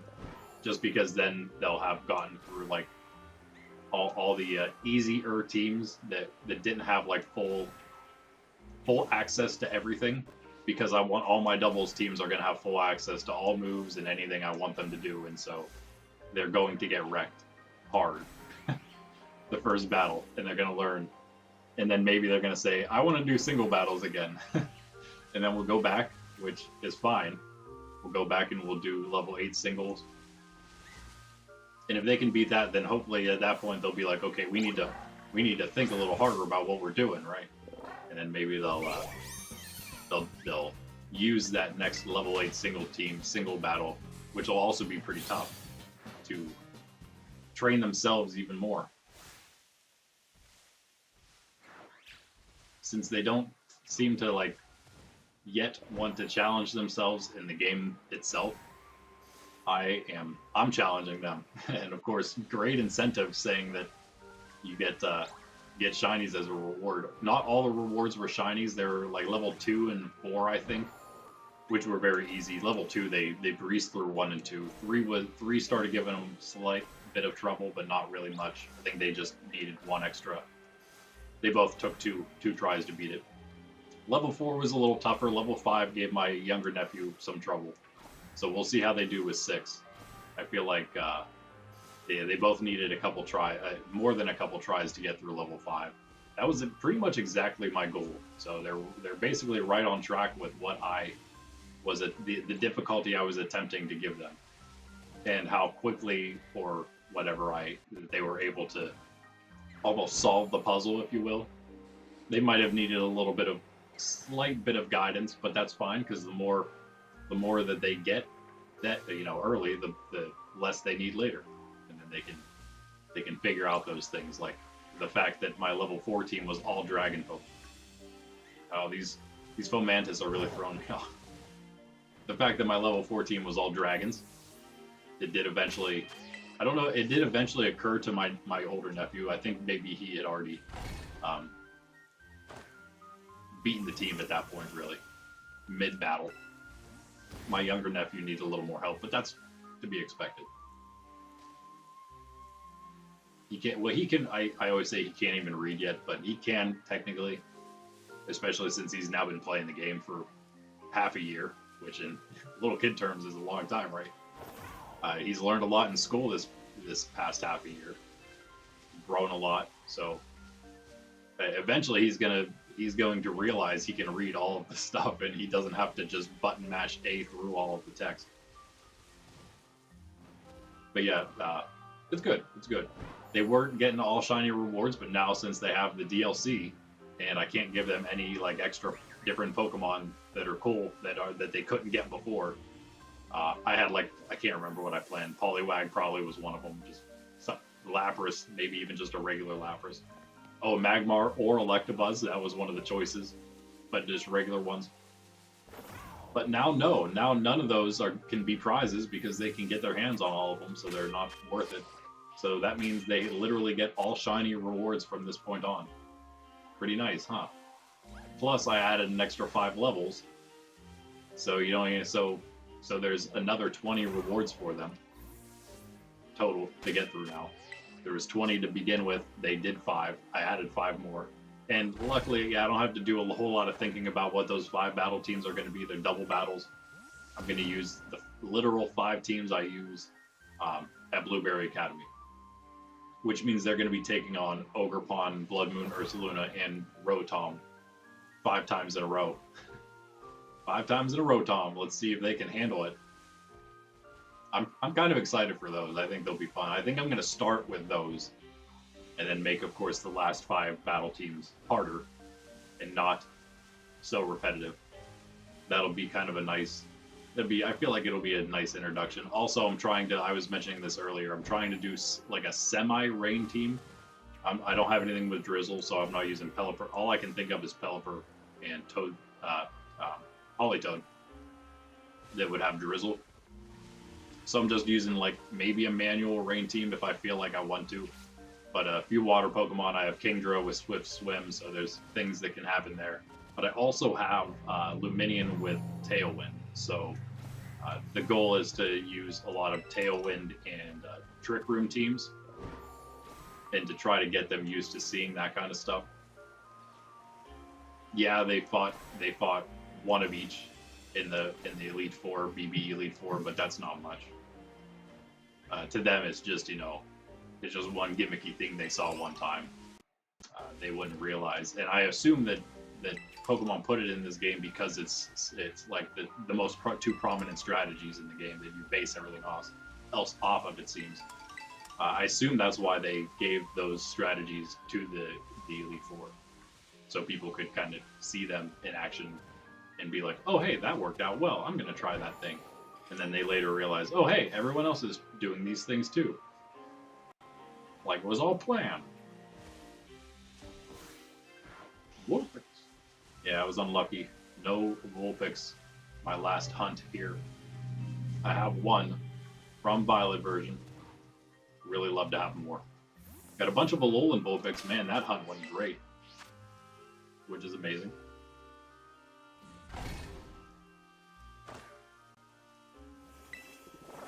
Still waiting to see if my sister ever picks up the game, if my nephews allow her to, I should say. It's more up to them than anything, really. And now with the DLC, we'll see how long it takes. Eventually, though, I know that they do want to play Let's Go Pikachu and Eevee or Eevee. So they everyone else will get a chance eventually to then play Scarlet and Violet. And I got stuff for my sister. It's not the same stuff as my nephews. I might make her beat some teams too, though, and they're not. They might be the same ones actually. I might say, okay, you got to beat level 10 to 15, just like your sons did. See if you're really worthy of your cool shinies I have, because I would have like a. Don't tell her, but I got like a shiny Dragonair a while back for her when I thought I could send it over to Let's Go. But I couldn't. But I still have it, so I could still give that to her. I can always hunt more of those, obviously. Get a decent amount of Dratini and Dragonair outbreaks. You saw Dratini in the rewards there as well. For you guys tomorrow, for the open battle league, come chill. Make a base game Pokemon team solo single battle, 3v3, bring 6, use 3. Roll to 50, all those regular rolls, normal rolls. So roll to 50, one Pokemon, no duplicate Pokemon or items. But we're only using base game Pokemon, and you can only use one of Ko-Riden or Miraiden. Anyway, yeah, so come hang out tomorrow earlier in the morning, because I got more things I got to do, like kind of in the noon time. So yeah, we got to start kind of early and end sort of early. But come chill for that. If we get anyone battling for the open league, then whoever wins will get a reward from the reward box, which I did mean to also show when I was scrolling through all my shinies there in the living ShinyDex, beautiful living ShinyDex, which of course also is Paldea, P for Paldea, and that goes through the whole dex up there to 400. And then we have Kitakami 1, 2, 3, 4, which is all we need for the extra Pokemon from Kitakami. Extra Pokemon from Blueberry only takes 6 boxes. And the others here. So here's the rewards we have. We will have more. I know Sawaddle's not great, but it's just the one extra Sawaddle I have, so I put it in this box. 2 SP, I'll probably move one of these out just for now. I don't think I'll have any duplicates in the box. Eventually, right now we can. Because again, I mean, if you want the Luxury Ball one, or if you want the Dust Ball one, that's a choice there. Or whatever the one that needs more or less training, I guess. But either way, yeah, so there's those. We will have more. Don't you worry. We should have, like, we might even have 2 lines worth. Especially if we add, especially if we add the event Pokemon in here, which we, again, probably will do, just in case you guys don't want anything else except those. Anyway, I also have for her,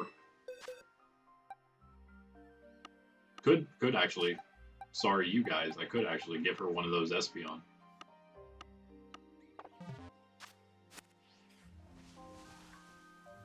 I thought I had one other thing. What was it? Oh, the Vulpix, of course. That's what we were talking about. So I already have 3 awesome prizes for her if she plays at some point. Dragonair, Espeon, and an Alolan Vulpix. Can't beat that. Why are we way over here? Looking at that. Oh, Mantis.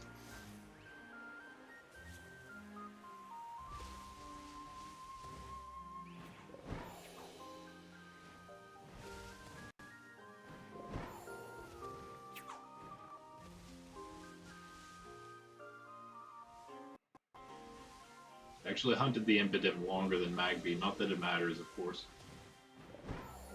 Just depends on where you're standing when you get the roll, right? But yeah, we've been a little less lucky with Impidimp. Quite lucky there with Magby. I barely hunted that. I pretty much hunted it, got it ready, got to 60 plus or whatever with the knockouts right before the stream, so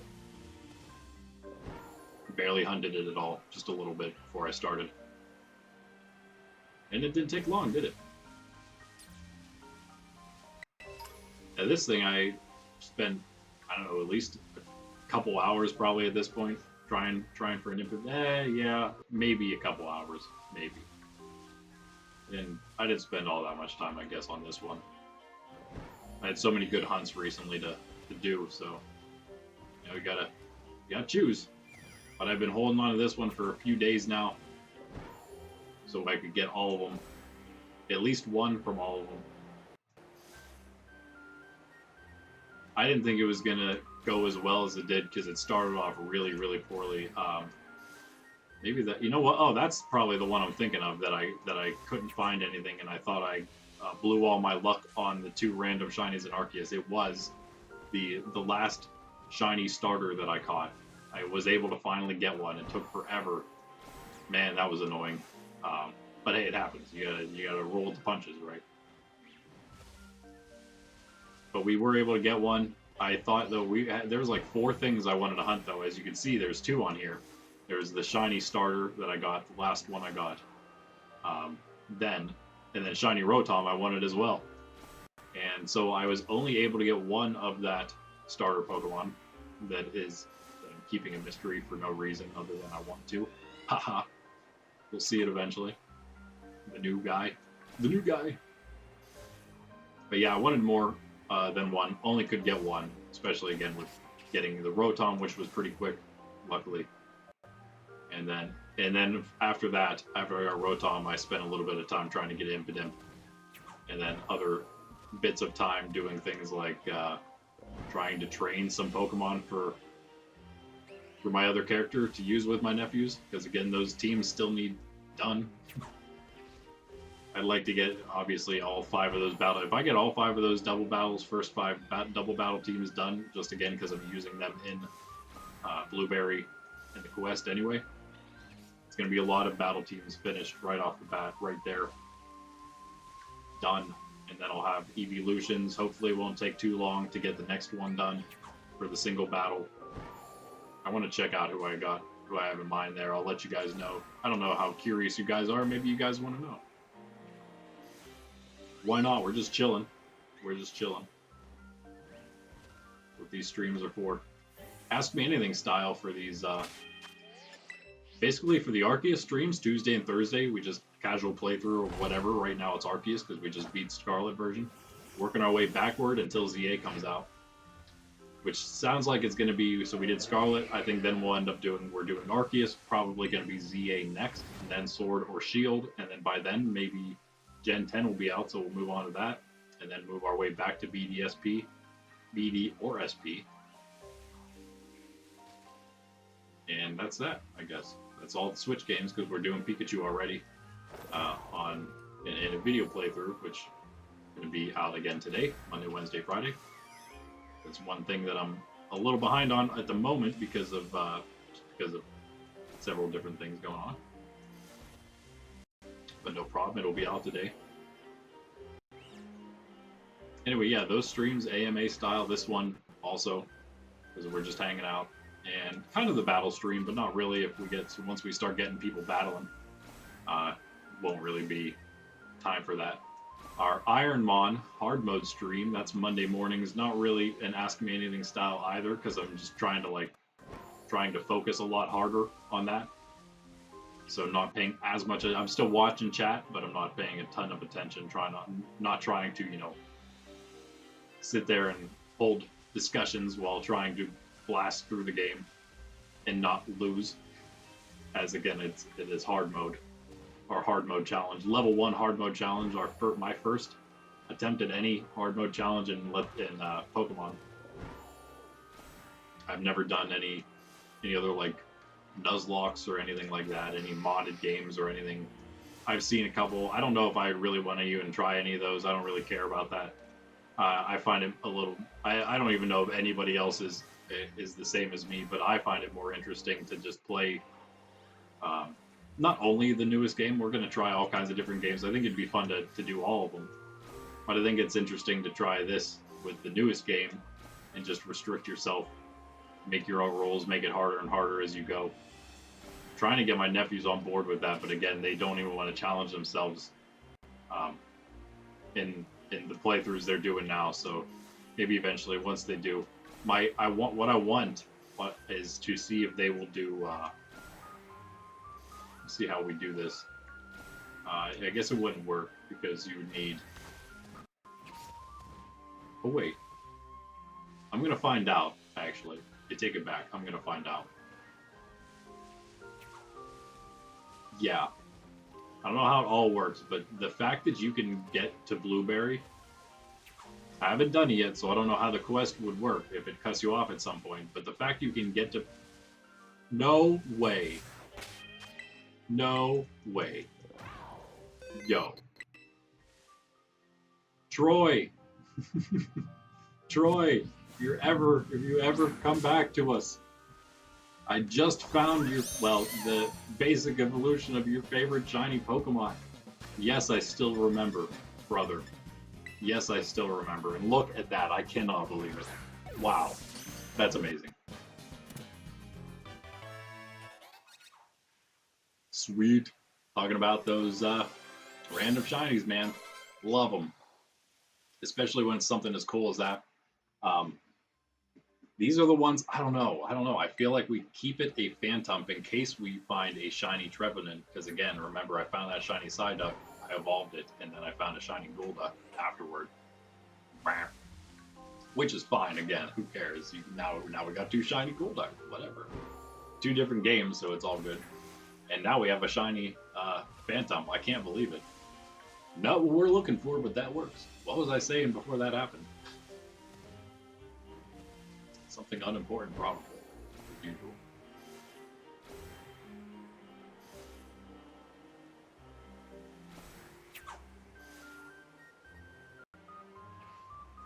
Was I talking about Ironmon? That is right.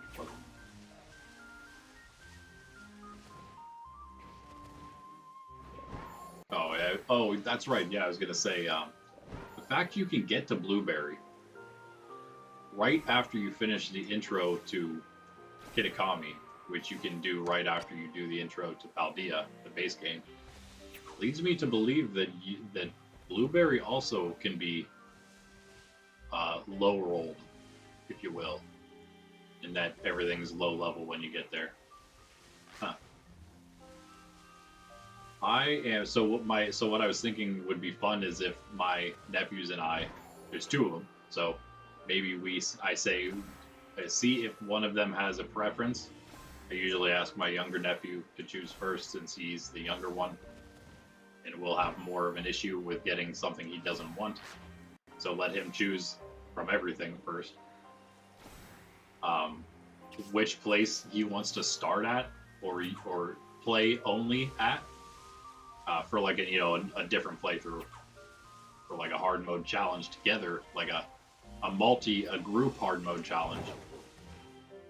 Let him choose one of the 3 areas, then let my nephew choose from the last 2 remaining where he wants to train to come up in at with his new character, and I'll do the other one, and really the only rules would probably be you can only use Pokemon from this area. The goal is to just beat the whole game or whatever, and beat the whole game with Pokemon only from the area you started in, which is easy enough. There's really no challenge in that. But then the second part of the challenge, the real part of the challenge, would be then battling each other with those teams that we were able to come up with. I think that'd be pretty cool. So which area produced the best team kind of thing. And once they get better and better at battling, then that'll be more of a challenge we can decide. Like, more generally, once we're all on more equal footing battling. Might take a while, but who knows? Maybe they're gonna be naturals at it. They are quite smart, so as long as they are willing to focus.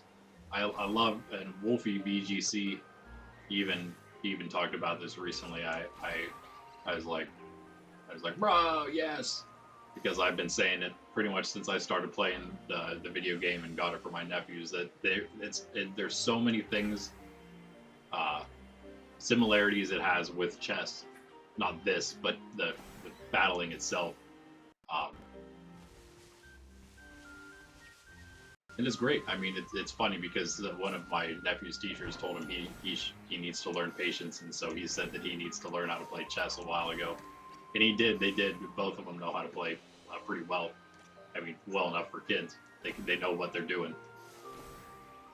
And so I thought, oh hey, well, let's play some Pokemon, guys. It's probably going to be you'll probably find it more interesting than chess, and it's a lot like it. It still also builds patience and in this way, it's not just competitive battling, patience built through competitive battling and focusing and learning tactics and things like that and strategy, but there's also the patience built when you're shiny hunting. And that is a true test of one's patience.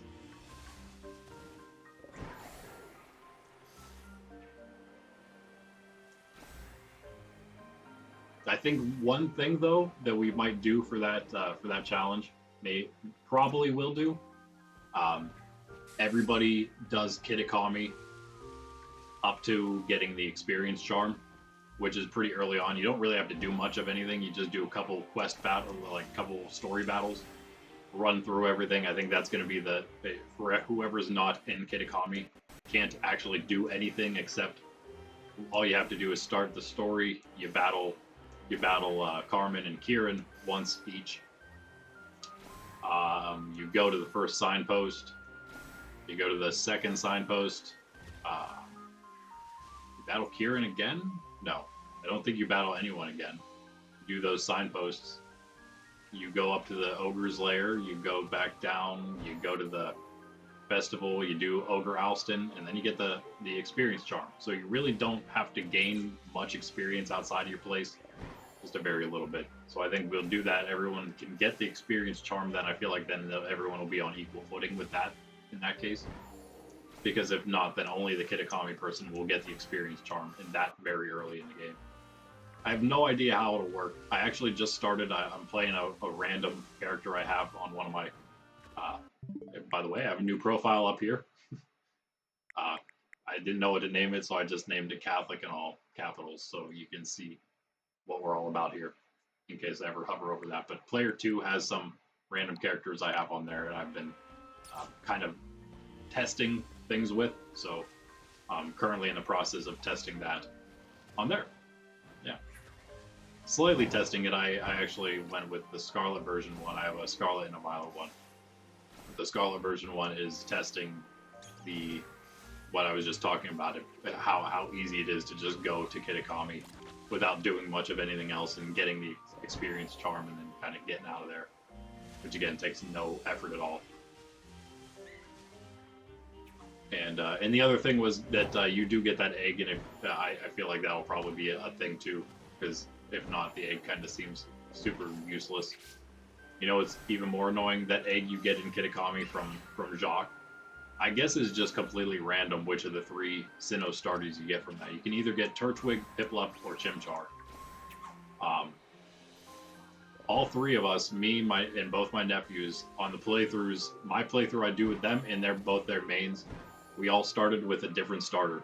We all got Chimchar from that egg. I was like, I don't even know what to say. I was expecting to get you guys 2 Chimchar eggs, whatever I got. I was expecting I would get Piplup, because I'd started with Fuecoco, and based on what I had already gotten, I thought that that's the way it went. But no, it doesn't. I got Chimchar, then I had 2 fires, and I'm like, well, this is silly. My nephews were disappointed because they got Chimchar. I don't know why. They already both have Piplup.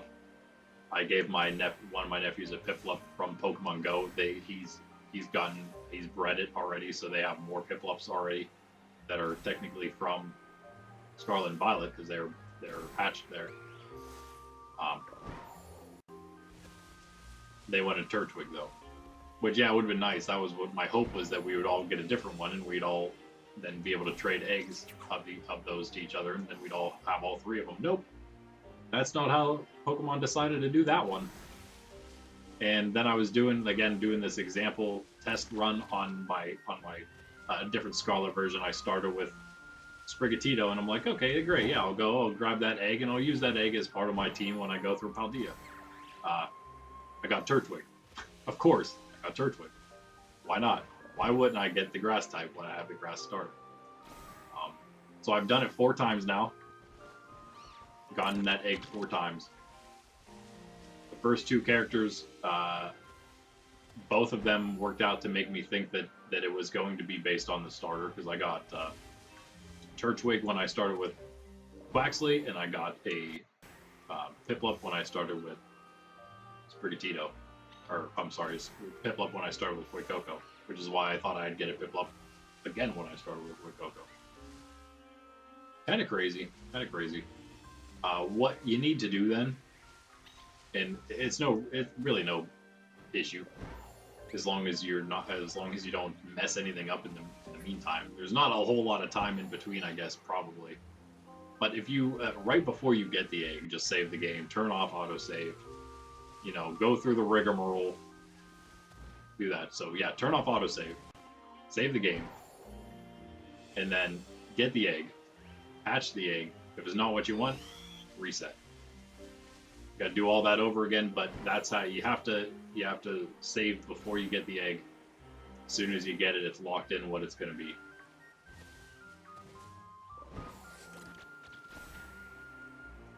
Maybe it's locked in already before that. Who knows? That's another thing I'll find out maybe on my own from my test runs or just regular playthroughs. You get enough data points, know what's going on.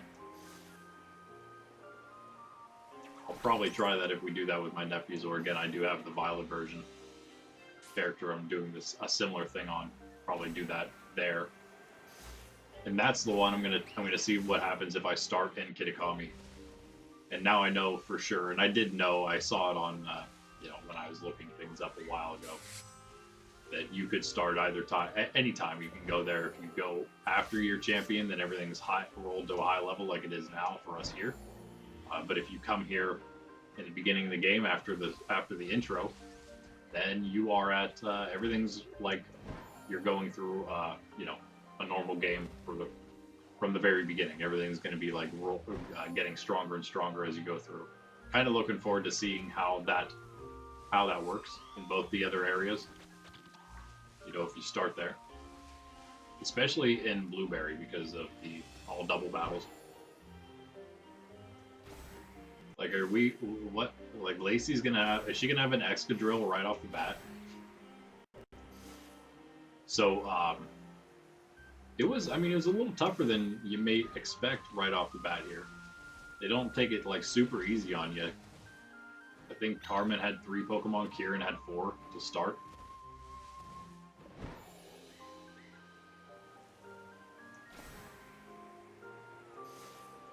But yeah, they were like level around 13 probably. Same as what the Pokemon are around here. The first ones you encounter, at least. Like up at Apple Hills and stuff. So you can get very low level Applin. Alright. Yeah, I know I'm not spawning a whole lot in here. I'm doing what I can. Got a lot of non-Impidimps. Maybe we're a little too far over that way. To the east. This is really the last thing we're looking for, really, I suppose. Maybe we will have some time. Let's check our herbs. We only got the 1. We could maybe try another 6-star. I know I have enough. I'm trying not to use everything I have. They're up here. Wait. Where? Oh, there they are. Oh, wait. Why are they in a random spot? Seems like a random spot, no? Oh, does it put condiments first? That's weird. Why do condiments come before... Whatever. Whatever. Okay, we got 2 of 3 different types. That's fine. I like to keep at least 1 of each. You know how I am. Weird. Random shiny Mimikyu would be great, too. That'd be awesome. I've half-heartedly tried Mimikyu hunts a couple times. No luck.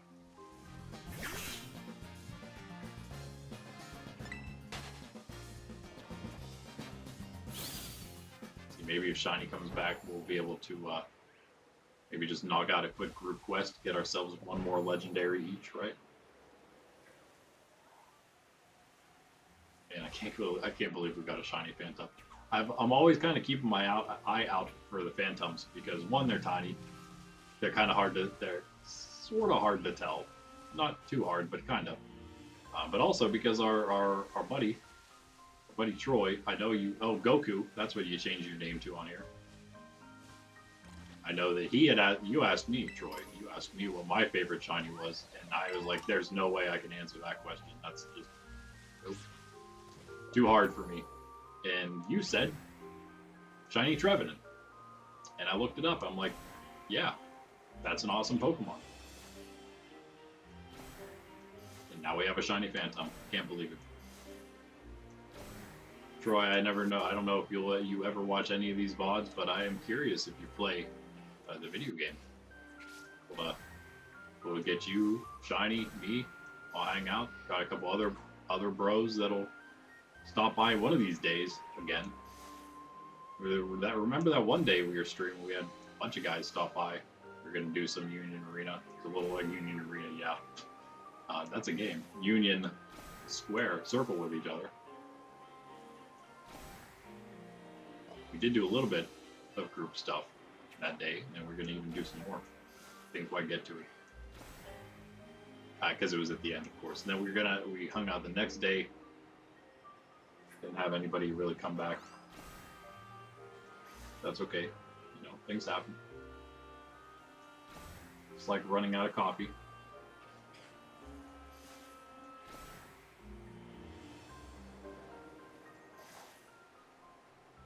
You guys tell I'm getting a little better at flying. It's easy once you say I give up on turning while flying because it's so hard. You just start gliding if you want to turn. And then you just have to go back and forth between them, which is fine.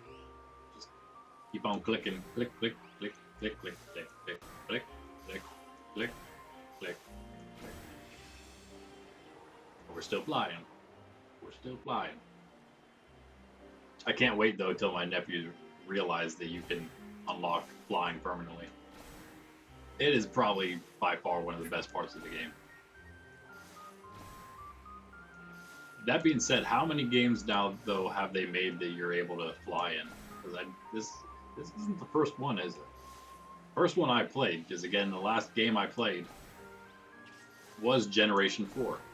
No, well, it was Generation 4, but it was Soul Silver technically. So, Gen 2 remake. Yeah, baby. Gen 2 remake back in my day. I was actually graduating. I think was that 2010 those came out? It was the year I graduated. I didn't realize until I looked at that, recently that, oh wow, I didn't realize that I had the Pokemon game from the year even that late. I thought I stopped playing probably in high school earlier, but no. I was still getting the games at least. Because again, it's Pokemon. It was on the handheld thing, played from time to time. I never spent like a ton of time. Certainly not in Diamond version. I played a decent bit of it, but there's actually some Pokemon that are like later in the decks that I sometimes was forgetting were part of Gen 4. Now I pretty much have it down, I think, for the most part. Gen 2 though, I probably played Soul Silver a little more just because it was the remake of Gen 2, which I loved. Being old, being around and old enough whenever the first games came out to play those and enjoy those. That is why I love Pokemon. Is that? No, it's another Fomantis. It's one reason I love Pokemon. Love's maybe a strong word. I do like it. There's a lot of good things about it. There's a lot of bad things about it. I really hope that they don't accentuate those bad things in the near future. I really hope. Because you guys know I am not against just dropping something if it isn't worth it. There are more important things in life.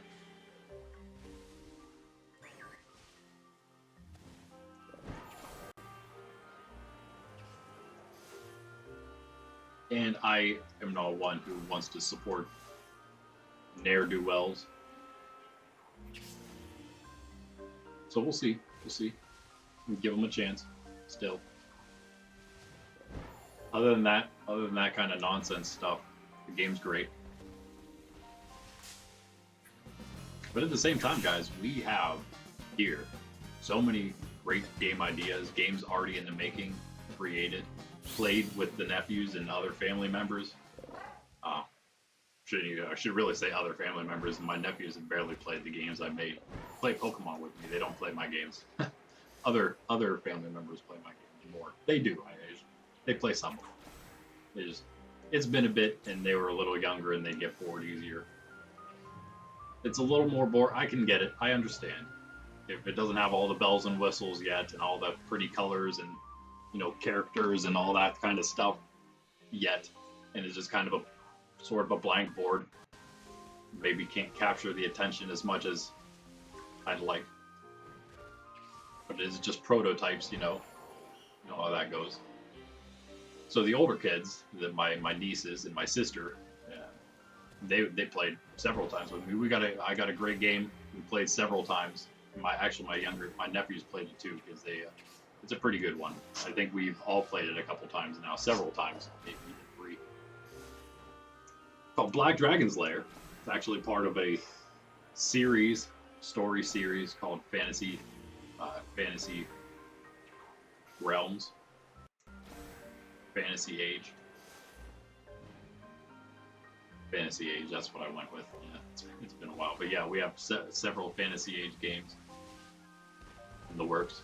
Some farther along than others, and our games they range from simple things that any age can play, slightly more difficult things that are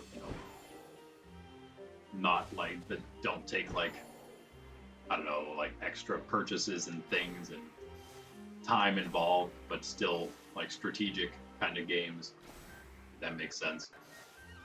Something more like a Monopoly or a Risk, but maybe not so much, but some of them are pairing toward a Monopoly / Risk type of game. And then also we have like tabletop and trading card games and those kind of things as well. We have everything basically, and many of those could even be video games if we had those kind of means, but that's a whole different story. Plus, one of the things I really want people to start, in fact, especially like my community here, which is also a different story because we're a very tight-knit, small, rural community that is in touch with one another still. But many communities aren't. People don't have a real life friends, sadly, anymore. And companionship, which is extremely important. Like, it's great to have online acquaintances and friends, if you will. Online friends, though, it's not the same as real friends. They cannot help you if you really need help. Online friends, they can only do so much for you, which is fine, which is great, but that's why we do need to kind of get back to reality, back to the real world. And we should have some circles of friends around us that can help us out in our times of need, because none of us are fully independent. That's a complete myth. It's a complete myth to be independent. If you think you're independent, then you're probably being helped out by like the government or something. So you're not independent. It's impossible. Or you're some kind of high power entrepreneur, and then you're still not independent because you have all of your workers that are keeping your business afloat. You can't. Nobody can function in a vacuum. It's impossible.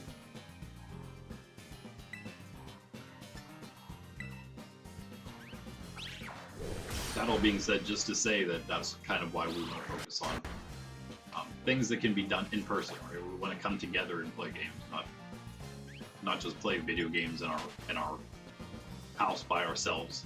Maybe in front of people on a screen. No, it's fine. Again, we have our reasons for doing this, of course, but there's also, again, the main goal just to help maybe you guys get back out into the real world.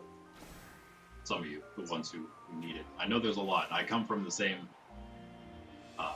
background as probably a lot of you. Same thought process, the same kind of, I used to game all the time. I'm a gamer. So yeah, this is my world.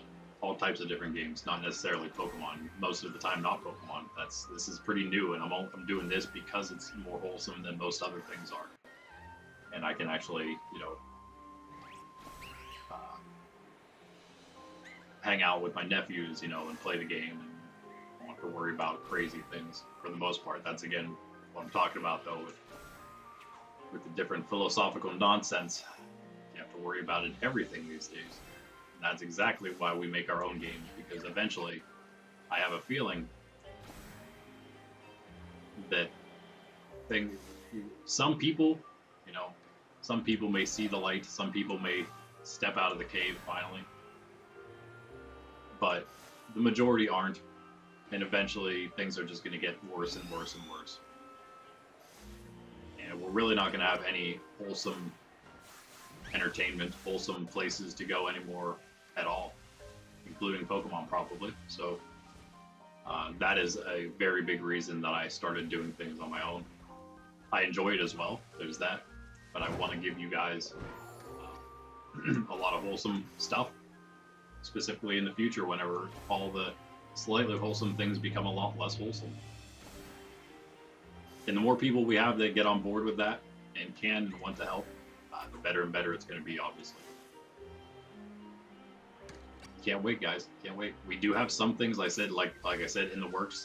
There's something in particular that I'm hoping is going to try to maybe get us going here, get us springboarded into real game making,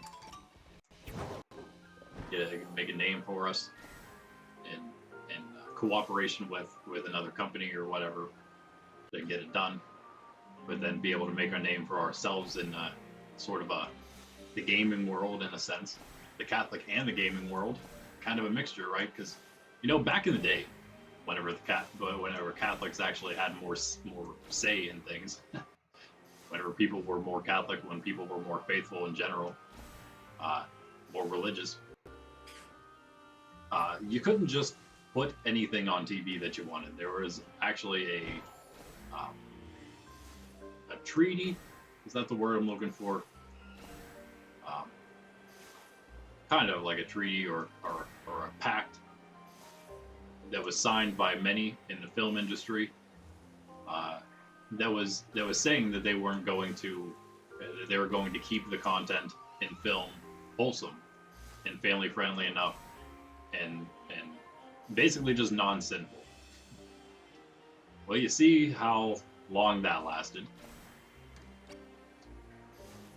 So, I don't know, what if we got back to that at some time? I know a lot of you out there are hating that, and good, tune away. There's plenty of other people for you to listen to and watch other than me. If you disagree with me, that's the great thing about YouTube, isn't it?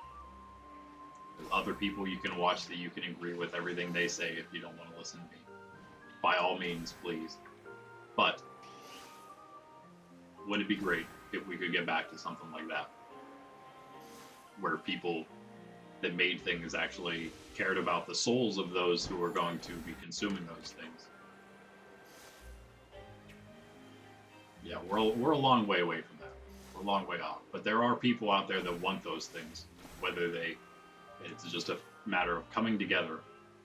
I really hope we can help make that happen at some point. Our little tiny apostolate here. So that's why if you want to be on board with all that, what our description says on the channel, pretty much, like and subscribe. Join us. Join us. Discord too, if you want to come hang out on there. Try to get the off-channel community going a little more. Discord, kind of a whole different beast, though.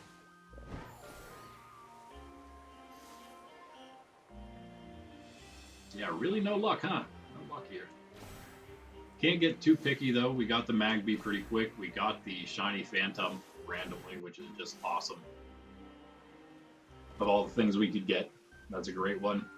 And that's what I was saying yesterday in Arceus. Of all the things we could get for that first shiny of 2 random ones without a shiny charm in Legends Arceus, of all the things we could get, it was a Glammeow. It was an easier one, sure, but it was something that we can't get on this game, which means it's something we would have had to shiny hunt eventually on Arceus or on a different game, maybe Sword and Shield if it's on there. But We don't now. We still need one, I guess, but we got one. So, yeah, pretty nice. And then Staravia, not as important. We can get that here probably pretty easy. Very easy. I know we can. We should already have it, but I'm a goofball, so I never hunted it here in Kitakami when it was during the event when we got all our fletchling. Got tons of fletchling. I had access to Kitakami. I never went. I never even dawned on me that that's where the other outbreaks would be in the other areas. Found out too late. I'm like, oh man, could have had a bunch of Starlies. Could have a bunch of Starlies. I love Staraptor. I think that's a cool Pokemon. Semi good. I think he's kind of good for a bird. No, there's a lot of good birds. But really, I mean, who can beat Talonflame, right? Talonflame is kind of like the king, right? Ooh, that was just a Impidimp in the shade, right? I feel like if it was Aqua, we would have seen it pretty clearly. Yeah, again, we're looking for like straight up Aqua, blue-green Impidimp here. It's very vibrantly colored, not like a Fomantis over there. I think it's going to stick out like a sore thumb. Basically like the pink ones do, except it's going to be bluish-green. Try to get some elevation here without despawning those guys. Alright, I'm going to go grab some coffee here in a second. Might as well just do it now, huh? Right, bub.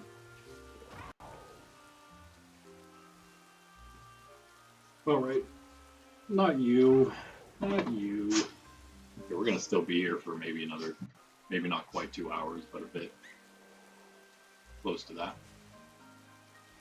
Let's just hop up on our hill here. This looks like it's, I don't know. Did this spot move or something? Is it actually like better back here?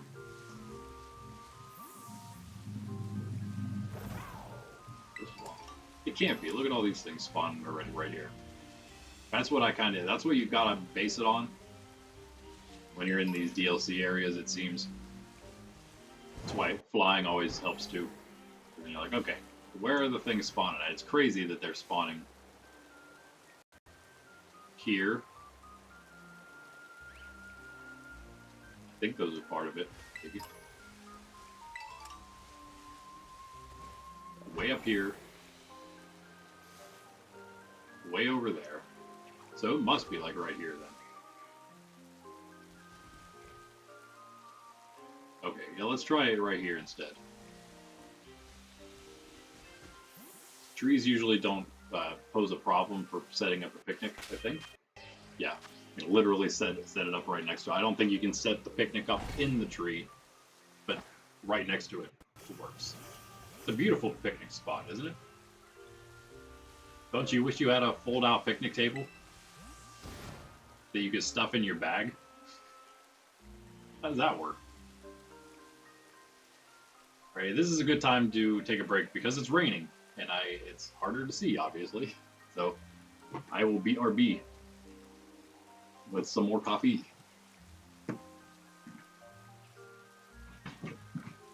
Thanks, Amy. Don't let me trip over you.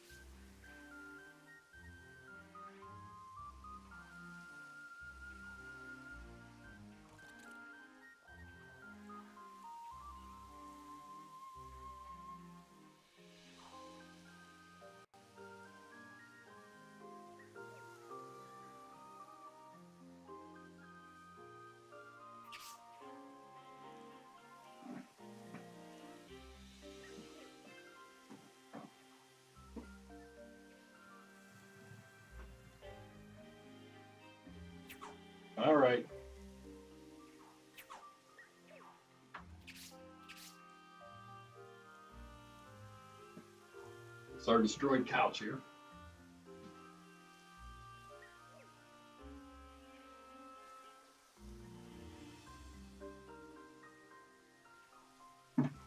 Sydney will give me my side this time.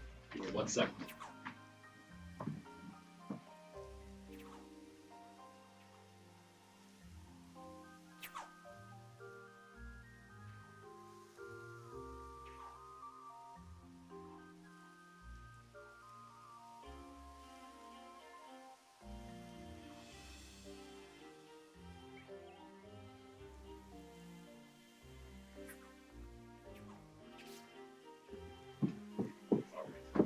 Need to get my Uncrustables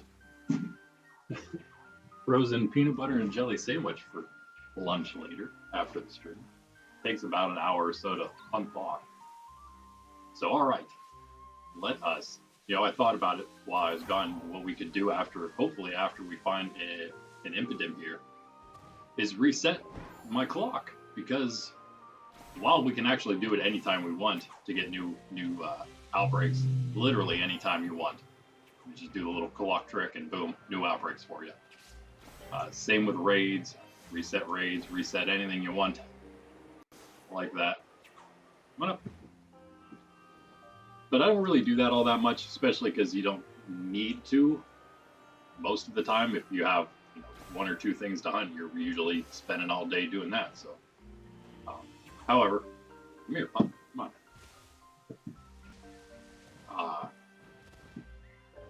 In a case like this, while we're already not the right time, and we're about to be done hunting everything we want to hunt here, if we get lucky enough, then we might as well. And what I usually do, the only time I do resets really, is the first time I get on for the day, because before you save for the first time, if you log in, the day resets, you get on the game.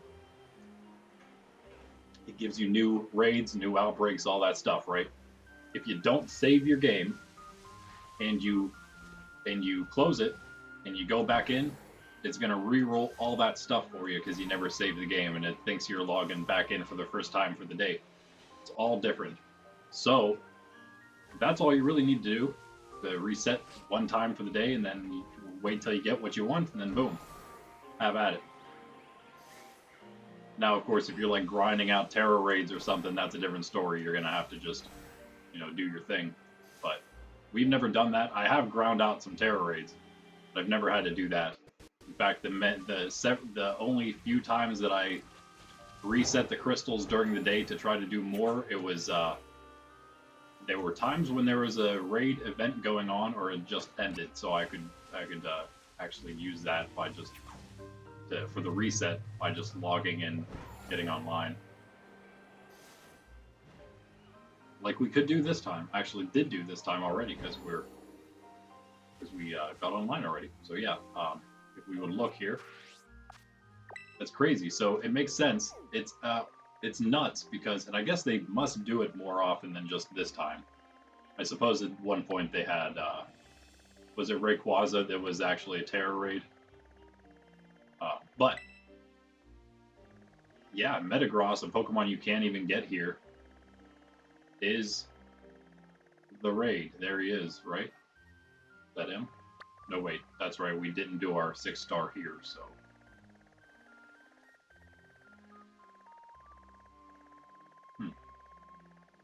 I mean, that could be him, but that's the only one I see, though.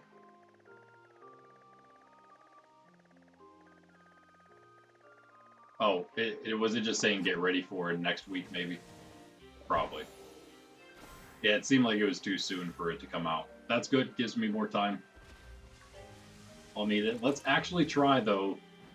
Let's actually try to do that the first week this time, because I've been waiting until after it's done.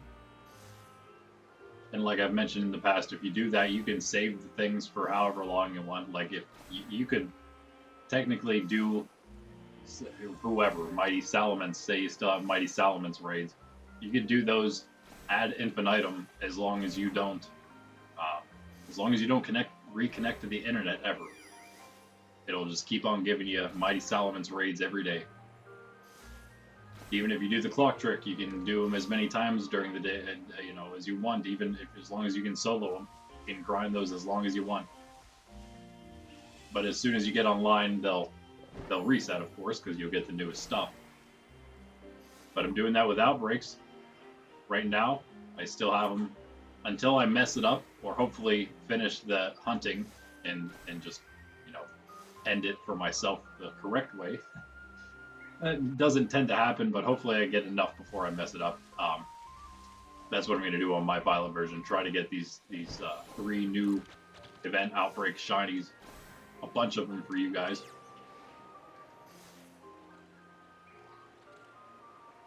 My nephews got some for them. I got enough for everybody already, plus some for you guys already. But I want a lot more.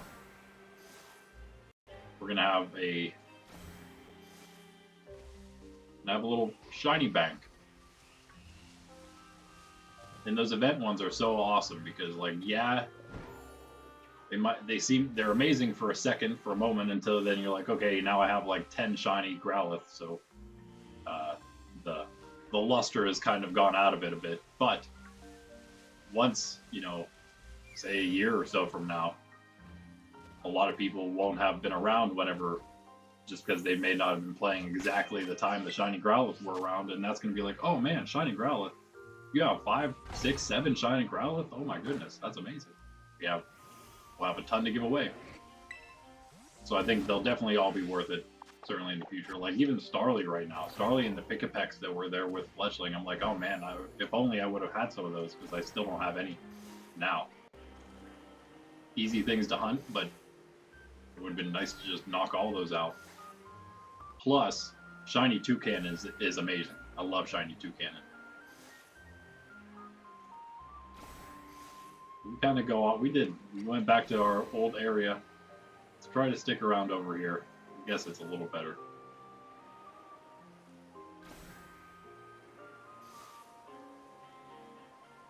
Yeah.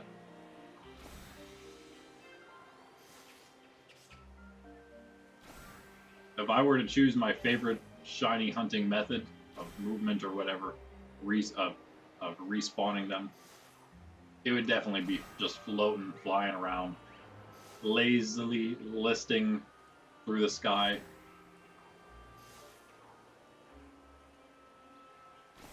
Back and forth.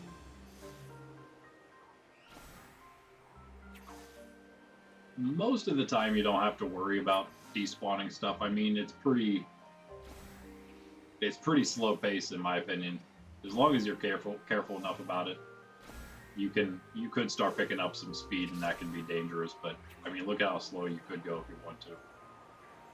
As long as you're quick with your release, you're good. Probably even best if you see a shiny, probably best to literally press B and just drop straight down. It's going to be your fastest way of turning anyway.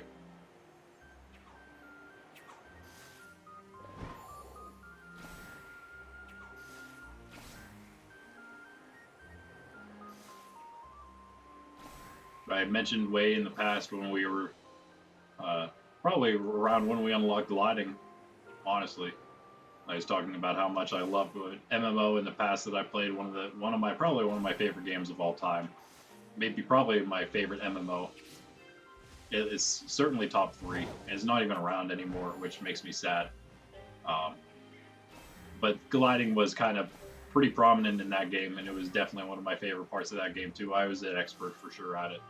I knew how to work with the terrain and my own skills and stuff, abilities to maximize flight time and all kinds of things, just because I love floating around. And it was also, of course, faster to get around that way. Slightly somewhat the case here too, definitely. But I just love it. It's just so fun to be just high up above everything, like looking at all the cool scenery. It's nice. One of the first things I did was fly to the very top of the terrarium. By the way, fly to the top of the terrarium onto the you can go check out the what do you call it, the big terrarium orb thing up there. You can go up there and check it out.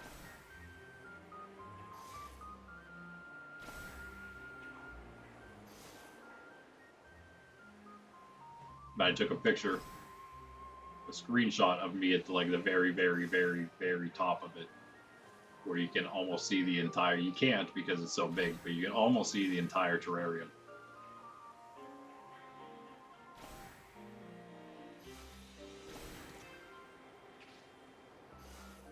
If you got 2 pictures, you could probably get 2 full biomes in a shot, and then like stitch them together and get a really cool view of like the whole thing. And like when you're up there at the very top, let's see if you know exactly what I'm talking about. But if you're at the top, it'll work like when you're right next to a wall. Or even the ground. If I do this, I guess I have to be off. If I do, never mind. Maybe it is only a wall. Yeah, like that. I'll at least despawn co-riding, but it'll despawn you and co-riding if you get closer. Which is if you just completely ride up into the top of the terrarium, get just up into the ceiling, then it'll get so close that it'll despawn you completely, and you can take a unimpeded screenshot of the whole thing. Thought it was pretty cool. Well, I guess he still has a mini map there, but that's about it, right?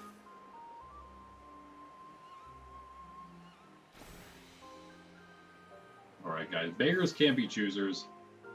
It's possible that we don't find an Impidimp, but that would kind of be unfortunate. We're going to be at this for a bit still. Maybe always stop floating around and just do some picnics.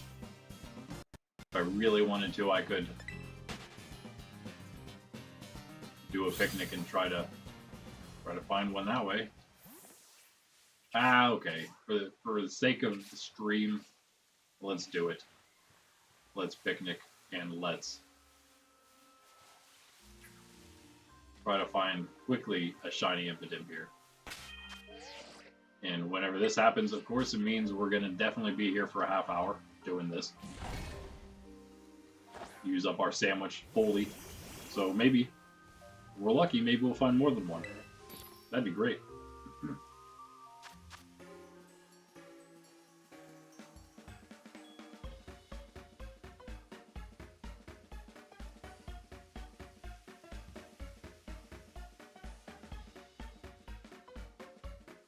Sorry, all my notifications here.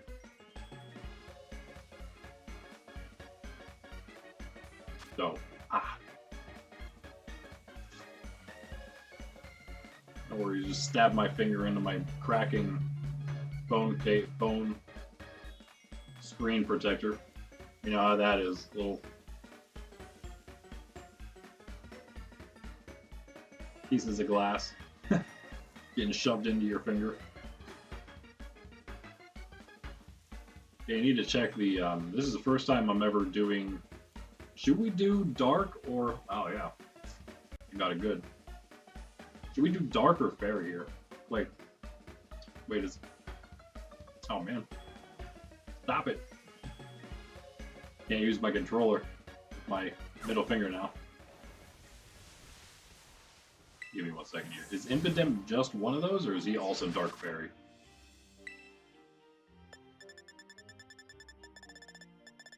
He's toward the back here, right?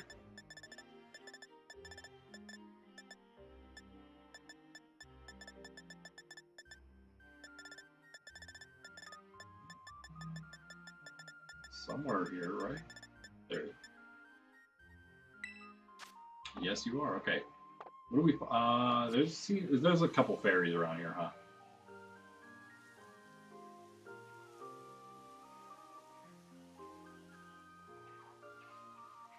I don't know where the piece of glass went. Probably still on my phone.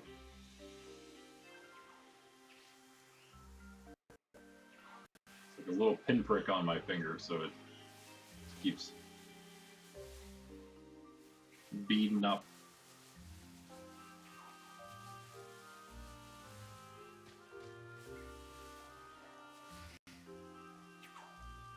Okay, it's going to be tough because, I mean, either way, we're going to get the shiny increase is really what we want the most. But as far as encounters go, are we seeing more Poniard or are we seeing more? I guess we don't really see too many Hatterines, do we?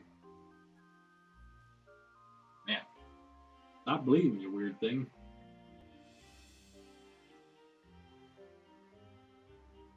So I think maybe we do Fairy. It's kind of a toss-up, I think. It doesn't really matter. What else would we maybe want a shiny of would be the other question. I have one Hatchram, so I can either get another one for a Hatenna, or Hatterene, that is. Or I also have, actually, never mind, I don't need any more Bisharp. I could use a Poniard, but I don't need any Bisharp anymore. I have enough. I already actually have 3, I think. 2 I hunted, 1 I got randomly, sort of recently, I think.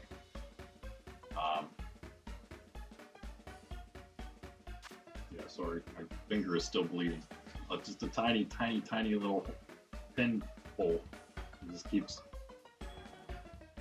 I usually don't bleed that much. Surprised it didn't stop already. This is my first time making either good dark or fairy sandwich. So if it was dark, it would be smoked fillet.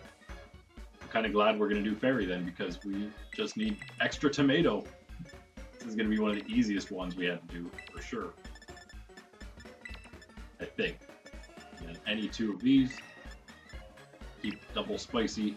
If we're going to keep any extras of anything, it'll be spicy, because spicy is always the best. I'll be showing you my peppers coming up soon here, eventually. All those tomatoes. Okay, let's start with, yeah, let's do it how I always do. So what you always have on these sandwiches that we make for shiny hunting, you always go with 1 regular onion. You start with that first. Do it like this. Then you always do 1 regular, 1 green pepper. And we always do it like this. Now we have a nice, still flat base, pretty much. There, we could even move this one farther over. Then, depending on what it is, sometimes we got more peppers, and then we put those on next again. Or it's cucumbers, which we'd also put on next. And then the tomatoes kind of lock everything down. But if we do lettuce instead, which is the grass type sandwich, it's red peppers for fire, it's cucumbers for water, it is lettuce for grass. So we do that, we do the lettuce on top. The lettuce on top of the tomato line, because normally, again, the third thing would be 1 helping of tomatoes, 1 serving. This time, though, we need 3. One normally, and then 2 for the fairy type. So there's a ton of tomato. Another thing that we grow here, cherry tomatoes more than anything, but we have a ton. We're in a pretty cold climate. I didn't think that we'd have any what they call volunteer tomatoes or anything. Stuff that tomatoes that fell into the ground last season, stayed there, and then would maybe come up, new ones come up this season. I didn't think it happened because it's too cold here. There are hundreds of little tomato seedlings outside in my garden patch right now from last year. It's insane. Not only that, peppers need an even hotter climate, and I even have some nice. I even got some pepper volunteers out there, and those things I'm gonna try to keep all of them because there's not a ton. And some spots there's more than others. I think there's actually a bunch of jalapenos because of where they're located. I think there's a bunch of jalapenos there, which are some of the better ones. If they're hybrids, they're kind of more concerning about what comes up next, because it might not be a very good plant if they came from a hybrid. But if they're heirloom seeds, which mean that they're more tested, tried and true, they've come from a line of the same thing, and that's what your normal stuff: jalapenos, banana peppers, anything that just has a normal name, orange habaneros, mostly any other habanero. Unless that has a crazy name, there's a lot of like the really hot stuff is mainly all hybrid stuff, but um, most of the normal stuff that you guys have heard about before is not. Like ghost peppers, or even those are heirloom things that are just that have their genes are going to be the same every time, pretty much. Those, when you get new ones that pop up in the next season from those, you can, again, for that reason, you can be pretty assured that they're going to be good plants and they're going to be what you were looking for. So it's very possible we have a ton of jalapenos coming up outside already. And if that's the case, one of the things I wanted to do over the years here was see if I could, well, I think it just happens naturally, especially if you're growing the same thing over and over again. And if you're using your seeds over, you're using, gathering and storing your own seeds, which is a great idea because then you don't have to buy anymore. And it's free. Free plants, free food, basically. Great.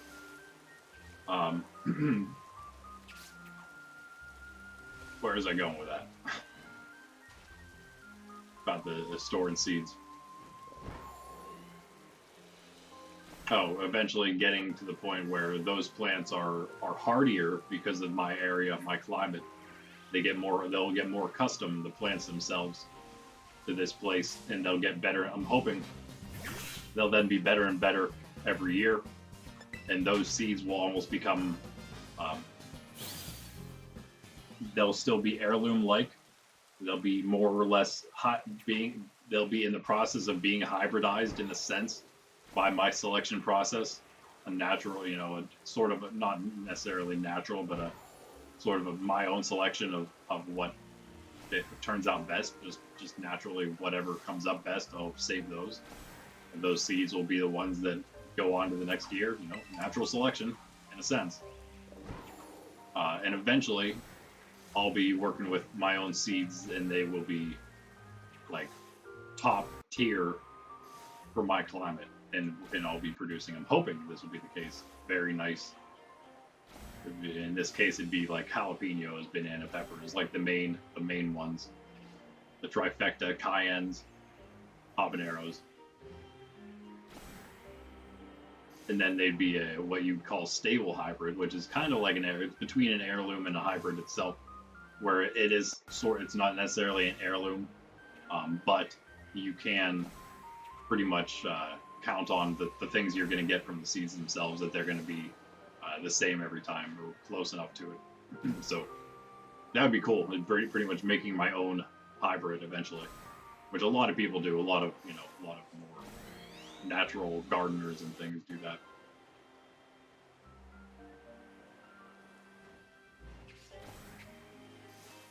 Yeah, mostly I do peppers. I do tomatoes, mostly cherry tomatoes, because they're more like snacking vegetables.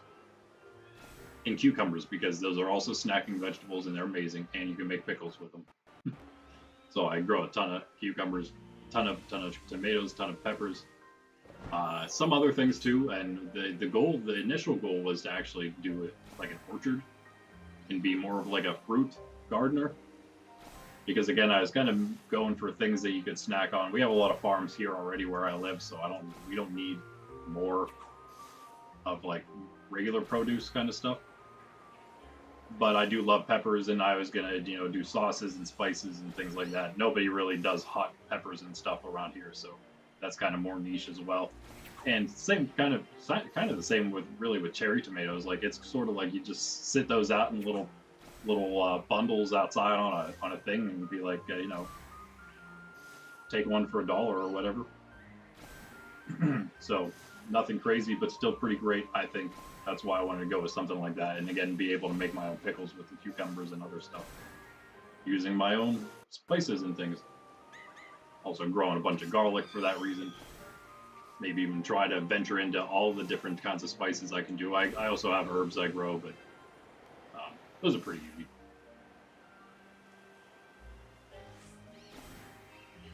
A bunch of mustard seeds from a couple years ago. I need to get through them and to them, and I don't even know how long they're gonna stay good, but there's a bunch.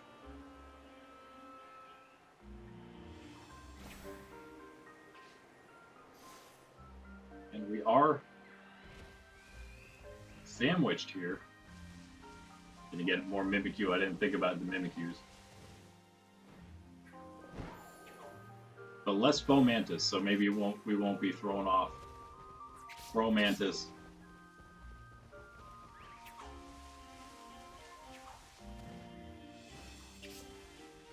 Yeah, but as far as fruit goes, it takes longer to establish, so you can't.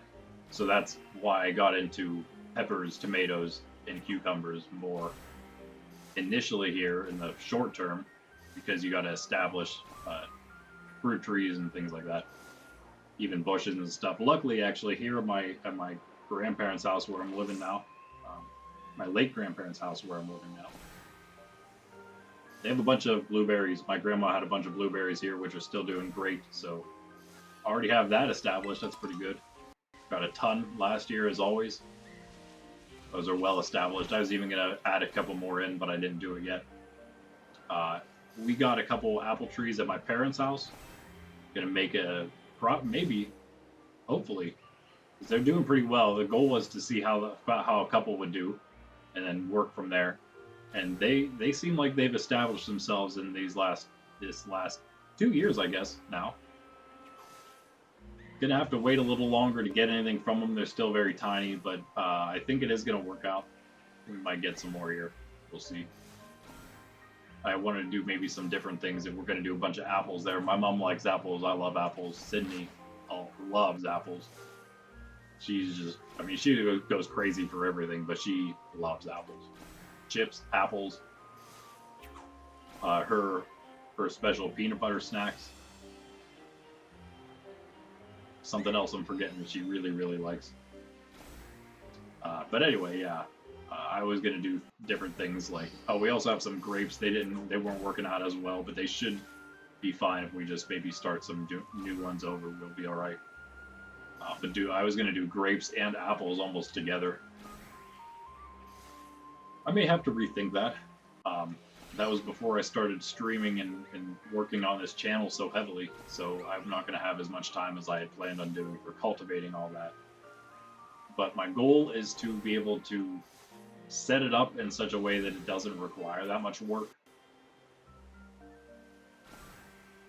And there's also some other factors involved, but we'll see how things go. Same goes for how I was going to, all the other fruits I was going to do, like maybe even plums and cherries here. Some of the ones I was thinking. Peaches and pears are always two options as well, but a little more, I don't know. Those seem a little more niche to me. I know people eat them all the time, but I think I'd rather go with the other ones. It all depends on space, right? Another thing, I love plums and cherries. Another thing would be oranges can actually, there's a type of orange that can grow in my climate very well. I was even going to try some what they call super dwarf oranges and maybe even bananas in the house here. And so we have a very big window. It's a pretty good, not south facing, but it's almost south facing. It's kind of like southwest facing. So it gets a good bit of sun. And I think in the wintertime we would get enough sun for those trees. They're hanging out in here. I don't know. But yeah, speaking of, we were like, oh yeah, what else would we maybe want a shiny up here, which would, determine which sandwich we did. I didn't even think about it. Not only maybe an extra Hatchram, but we could. I just mentioned shiny Mimikyu. Now we have a better chance at that too. So that's cool. Something. Great, we could get something here. Other than things we got already, of course. The other two shinies we got today already.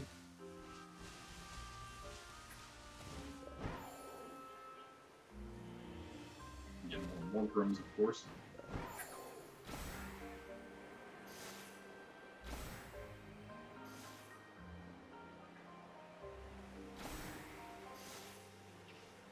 Because actually, you know what? Lemons, off topic again, but lemons can actually, there's varieties of lemons that can grow in very cold climates. I thought that was interesting. Of course, citrus, not known for growing in cold climates. But some of them can. And those are the ones I would love to try it. Why not, you know? Be fun. There's the pawpaw. Sounds made up, but it's not. But I'm pretty sure that's what it's called. It's a bigger tree. But those grow. Those are like. Pretty sure those are from my area, native to my area. So I wouldn't mind growing some of those. I guess they're supposed to be like really sweet and good. Kind of citrusy also. But they apparently smell not great, the trees and whatnot. So I'll put them closer to my neighbor's house than mine. That's what I told him when we were talking about it a while back. a while back. I told him, no, don't worry, I'll just stick them over by your house. Where there's a tree line there right now that I'd kind of like to get rid of because it's a little old.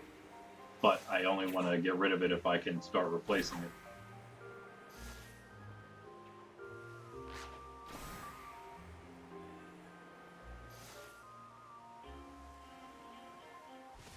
Running out of things to talk about.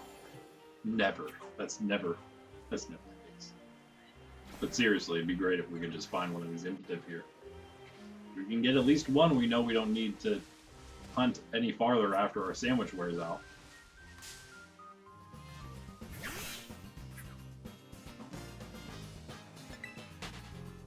I'm gonna put in. Hold on a second. We did have an issue earlier.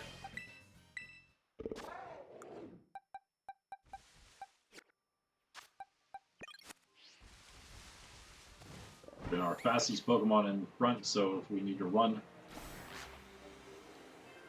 it's our best chance to do it. Pretty sure it's based on Pokemon's speed, probably level as well to some degree.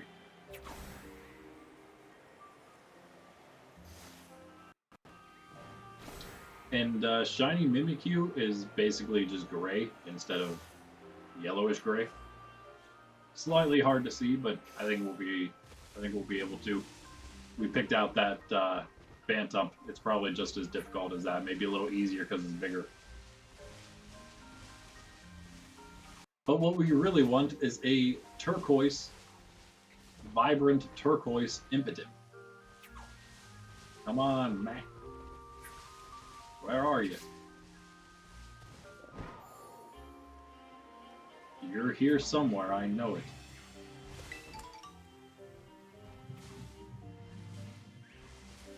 I mean, I would be happy if I found a Mimikyu as well, as of course the Phantom we already found randomly. I'd be happy. I'd probably call it there on the Impidimp hunt itself. Wait till we get another one. I've had several Impidimp, Morgrim, and a Grimmsnarl, so I mean they pop up relatively often. It's not that hard to get. I do want to start getting a list going. I have one in my head, and it's very anecdotal. You know, it's just as much as I can recall, but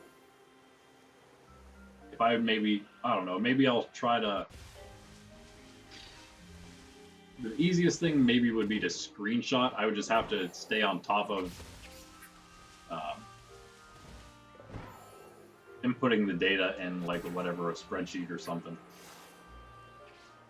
But if I could at least take a screenshot, it'd be easy to do quickly enough to not have to, you know, do it every time I log in or whatever. Have to boot up the spreadsheet or every time I reset or whatnot. If I could just take a screenshot and then look at them later to do that, maybe I can do that for every single outbreak, and we can get some real data points on that. I'm sure it's out there, but whatever. Maybe it's not. Actually, you know what? I think I looked it up. If it's out there, it wasn't super easy to find, so I'm gonna do it. It gave me like the general spiel, which I could have pretty much figured out myself. Maybe. By now, I think we would have figured it out ourselves just based on how many we've seen, but I sure hope that wasn't a shiny Mimikyu over there. But basically, it comes down to two things, rarity-wise. There's two things involved. One, how rare the Pokemon is a spawn, but also in like equal, because it's hard. Because when you say that, it also begs the question: well, are you talking about how many areas it spawns in, or are you talking about how hard it is to find in those areas it spawns? Well, both of those things actually. Those are the two factors for how rare a shiny or how rare an outbreak might be. So I take like evolutions for example. It's super easy if you played the game at all in the base game. You probably realize that Vaporeon are the easiest ones to find. Glaceon are quite easy to find, especially depending on the areas you're frequenting, of course. But Vaporeon are found in a lot of areas. Glaceon is found only, obviously, on Glisado Mountain, but it's massive. And when you're taking into account the areas that evolutions spawn, it's actually only the top half of the map. Not even the top half, it's basically only the north. I don't know if there's any west. Around Medali. I take it back, not just Medali, but let's go here. It would be... It's pretty much, yeah. I don't know what you want to call this area here, where Dolly's Appa Passage falls in the grand scheme. I think it's Glisado Mountain. I think that counts as Glisado. And I would count Glisado as a northern province. It just isn't area 1, 2, or 3. Yeah, 1, 2, and then 3 up here. Glisado Mountain, to me, is like its own province in the north. Cusaroya Lake, obviously the same. Even Sakura Trail up here. So the first province, the only province that's not a northern one that you could find in evolution, I don't think you can find them in Area 2 of the West, is Area 3, the last area of the Western Province up here, which is basically the north. And Dolly's Appa Passage, which is basically the same as that in Glisado, where you can find Umbreon, probably maybe Espeon even around there, I don't know. But Espeon's here. Jolteon's actually here too, and Leafeon.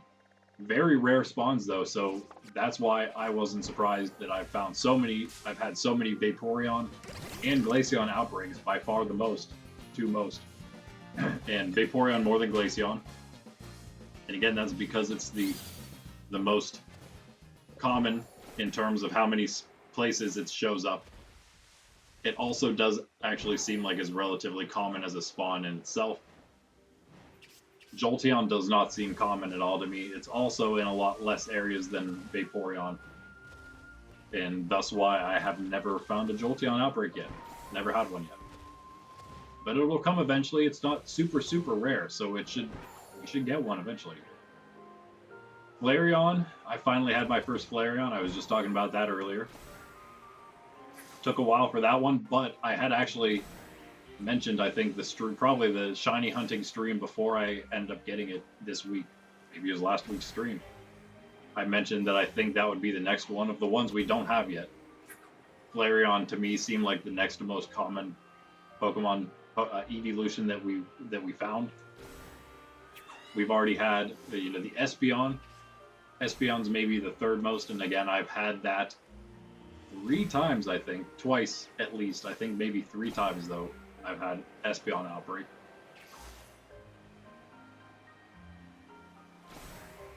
And then Umbreon.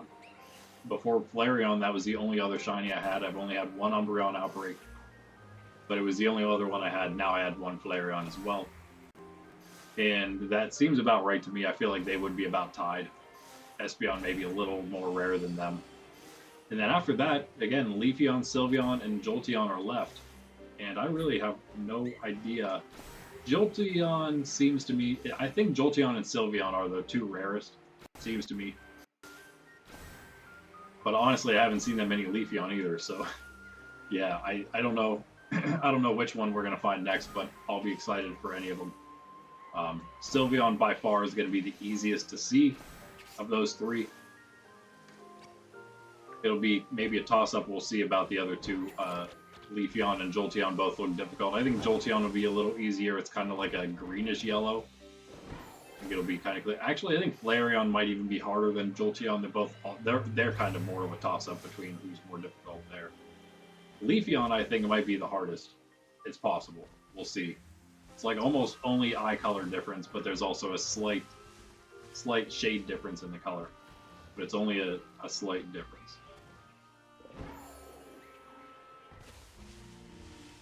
Of course, the easiest ones, Vaporeon and Espeon, no doubt. Umbreon was also really easy. I bet Sylveon will be easy, blue instead of pink.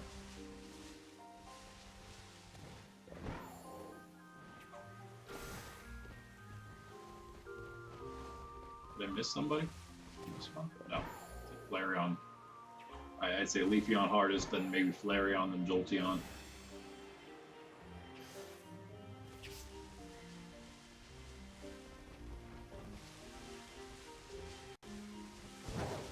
As far as starters go on this character, we're nowhere near getting all the starters. That'll be the second milestone, because evolutions should be before that. There's so many starters. How many are there? There'd be, I guess there'd be 24. There's a lot more than EVs, yeah. I don't know, but maybe they'll be... Maybe a lot of them are easier, a lot more common. That's not a shiny, right? It's just in the shade, right? Yeah. Shade will throw you off a little bit, depending on how close the shiny is to its normal one. Especially if you haven't found one yet. I found that problem with Flareon. So close that before you really find one and you know for sure what you're looking for, be a little more cautious. Some of them, though. We don't have to worry about Impidimp, of course, because it's blue.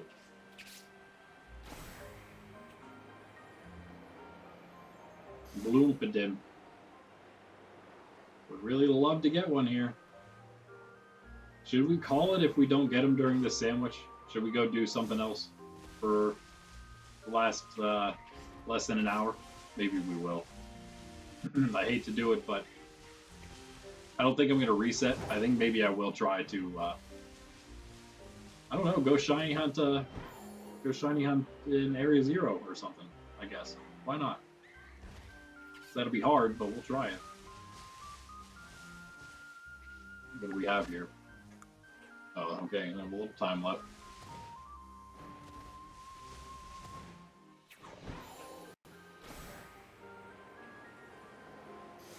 A little time left.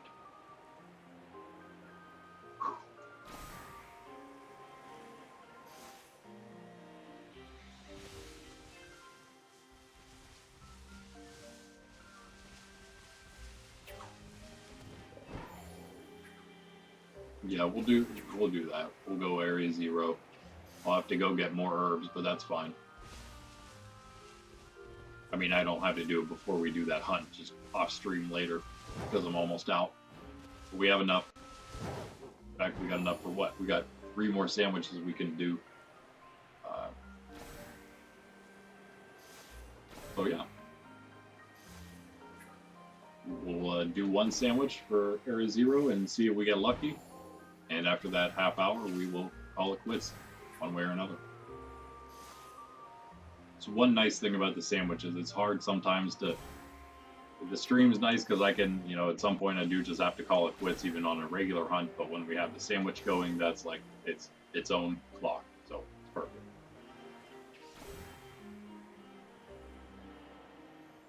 Perfect stopping point.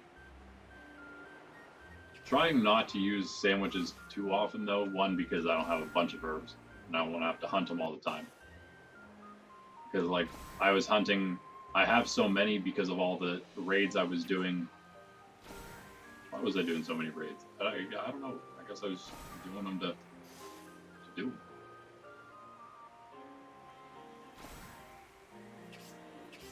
What were we getting from those that I wanted so bad? Maybe, I mean, it wasn't really herbs. I was doing, a lot of the time I was looking, I guess it was because I was looking for exclusive Pokemon or trade Pokemon that you know, either trade or get them in raids.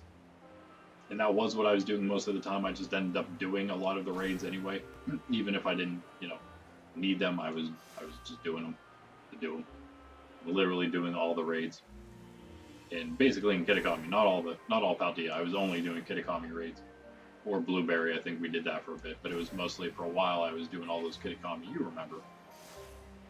There was a string of days there. I was looking for a Alolan, I'm sorry, regular Golem, and it took forever. There was also the string of days looking for a Alolan Golem. No, wait, it was Gliscor. Yeah, it was Gliscor. And then it was a Alolan Golem for a little bit, but that wasn't as bad. But yeah, that was where all the herbs came from, and now we're pretty much out already, so unless I want to do all that grinding over again, we have to kind of be a little more particular. I'll try to use them only on stream or for starters or evolutions, but sometimes, like Flareon, 4 sandwiches to get them, and I wasn't going to be deterred from getting my Flareon. No way. But I did. But yeah, I'm pretty much out of herbs. That was my other character, which has even less than this one. Probably has like 1 sandwich left it can make, if that. But yeah, we'll hang on to them, especially because, yeah, we can do them like this if we really start hurting. And then also,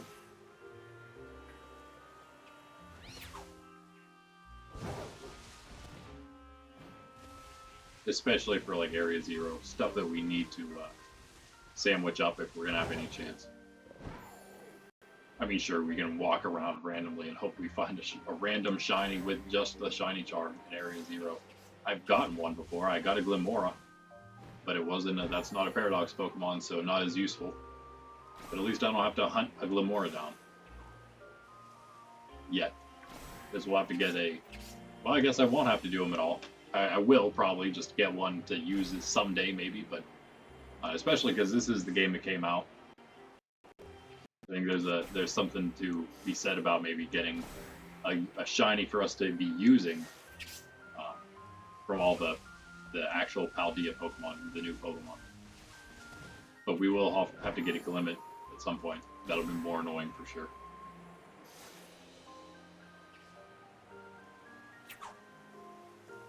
But I've seen several Glimmet outbreaks. Not as concerned about getting the outbreak as I am finding one. Tiny Pokemon. We found worse though. We got Minior.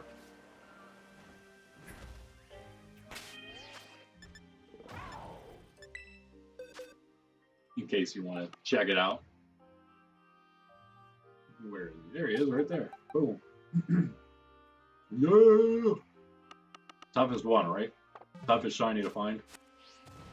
Because the shell is not shiny.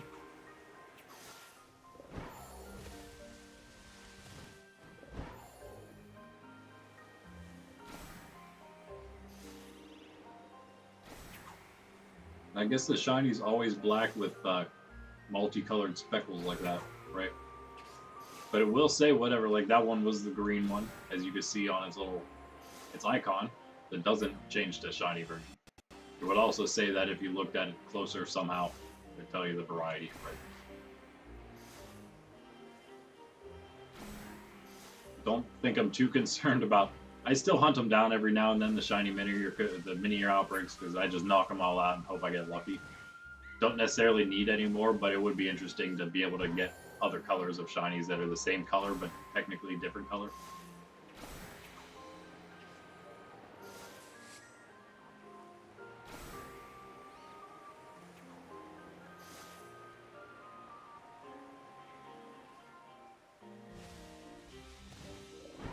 Well, I guess we're not meant to have an Impidimp yet. That's okay.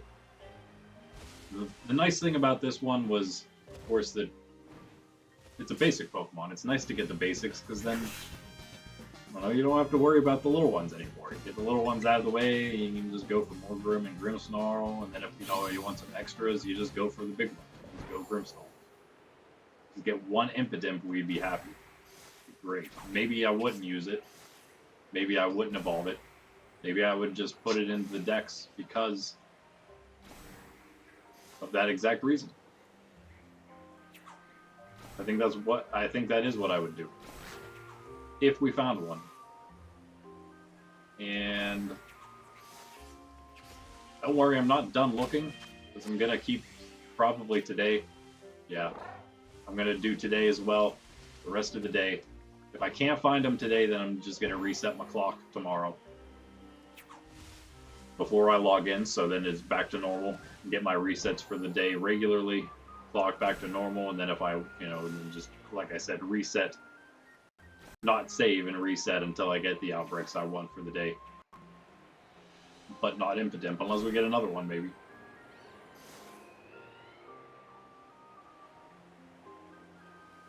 I may not have stuck with it. If it was just Impidimp, I probably wouldn't have kept it. But since we had Magby as well, I did. And I was like, well, I might as well do both of them if I'm going to, got two good ones, I'll do both. I'll do Magby first because I'm more concerned about that one. So we did, and we got it. So that's great. Less concerned about Impidimp, but still wanted it. It's nice to have the second hunt somewhere, especially if you if one of the hunts you're doing, especially your primary hunt you want to do, is a day or night one. So then if you want, you have something else to do the other time of the day.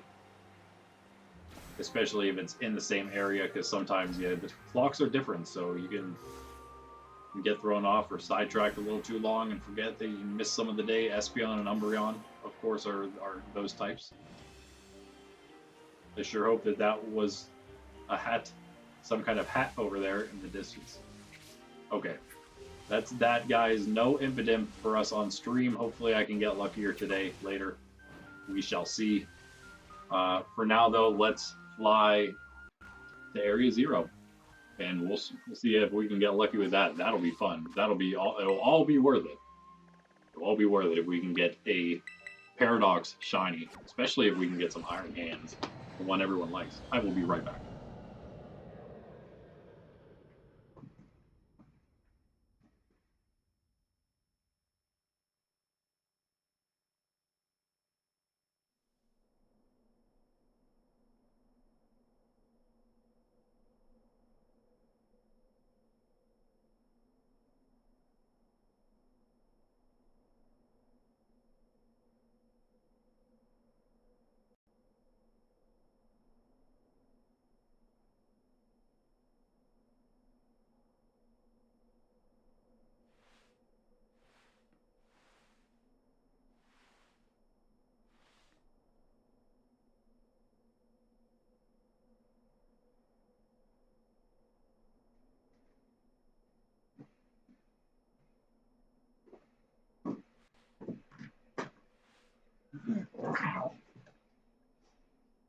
All right. Yeah, it would be insane if we got Iron Hands shiny, especially because we're playing Scarlet version. And Iron Hands is in Violet. But no, for real, yeah, if we could get Fluttermane, I guess? Mutterflame, that'd be cool. Okay, so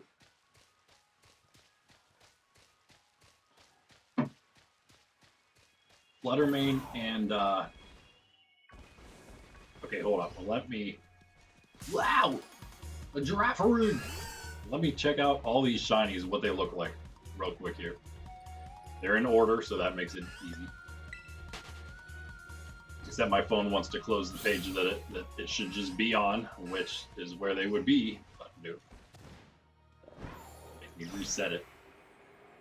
Okay, let's just float around up here for a second, because it's awesome. Because why not?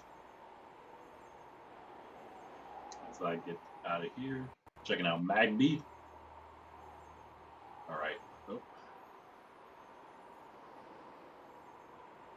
Amazing. I wonder if we can. Can we leave Area 0 by flying upward? I think I did that already, and no, you cannot. Let's try it. Let's find out.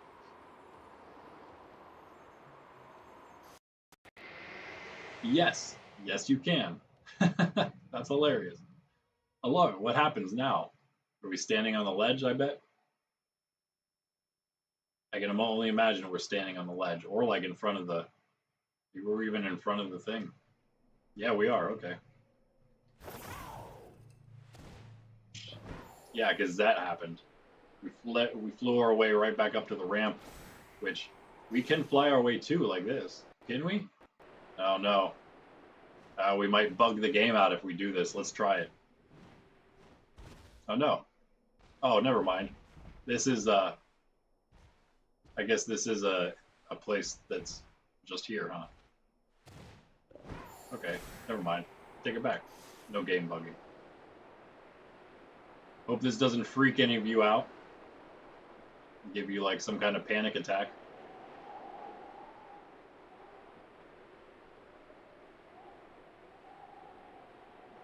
Don't worry, we'll be okay. Everything will be okay. Alright, Great Tusk, you are first.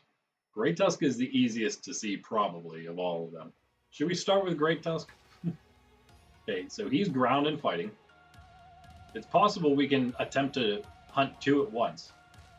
Screamtail, yeah, okay, so red eyes instead of yellow eyes for Screamtail. I knew it was pretty much just an eye difference for that one. Yeah, we'll do that again, but not go out the whole way, of course. And then after that, we got Brute Bonnet. Brute Bonnet's easy too. Of course, it's the same as Amoonguss with the blue Pokeball instead of red. Oh, Fluttermane's also really easy. Of course, it's the same as Mischievous would be, which I've hunted unsuccessfully several times. It's green. So really the only tough ones are, so far at least, Screamtail and, I'd just say Fluttermane is who I meant to say for Mischievous, obviously, there. I don't get them confused, but I get the names mixed up sometimes, sorry. But, yeah, Screamtail and Slitherwing isn't exactly easy, but it's not bad.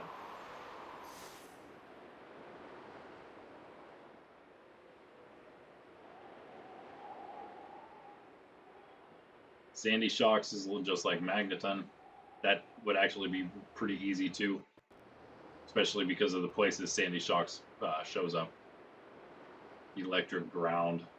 Could even show up in more places than I know. Okay, so he's Electric Ground. We have the Bug Fighting Slitherwing. We have the Ghost Fairy Fluttermane. We have the Grass and Dark Brute Bonnet. Fairy Psychic. If we wanted to do another fairy sandwich, that would give us two different things possibly that we could hunt if we had a place to hunt both of them, which is probably two of the easiest ones to do, Fluttermane and Screamtail. Should we try that? Which I'm thinking maybe even back in this area. See how many Fluttermane we can get to show up around here, maybe. Screamtail are like everywhere, so that's pretty much just looking for a place with Fluttermane. Let's just try to hunt Fluttermane specifically. And if we get a Screamtail, then that's great, I guess. Whoa! Seriously? Really? Really? Really? Okay. You cannot start lighting again if that happens to you. That's annoying. Wow, if you want to hunt Glimora, this is the place for it. Too bad we already have one. Actually, Glimmet you could probably hunt down here just as easily. See how many there are. But yeah, down here, is there only them? Not only them, but like, just look at how many. Like nothing else except Glimora at the bottom. That I don't quite understand. Let's go up. I knew that was the case, but I just don't get it. Hey, look. Now that we have free reign of the area. Oh, sweet. Trick Room. I will take that, thank you.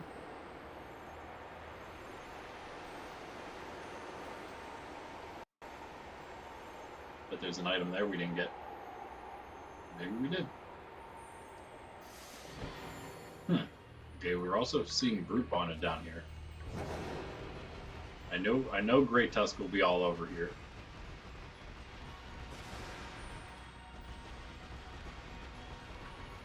I thought Fluttermane was very prevalent down here. Are we too far down? Maybe? You go up. about here, maybe. Upper half, still a bunch of Great Tusk. Fighting in ground, we're not seeing much other fighting or ground type stuff around here.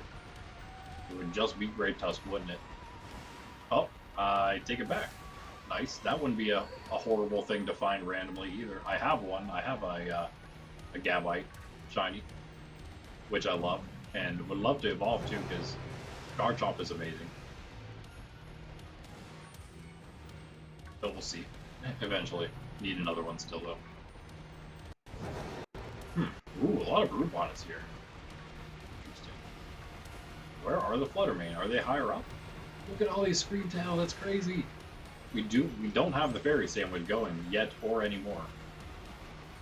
We were using one, of course, now we're not. We will be soon, but we're not still yet. What is up with this area? Oh, yeah.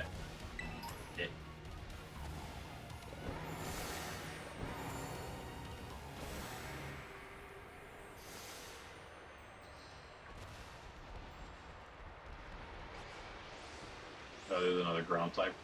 Oh! Oh! I can't believe it! That's insane. Okay, GG. Don't need anything else today. Doesn't matter.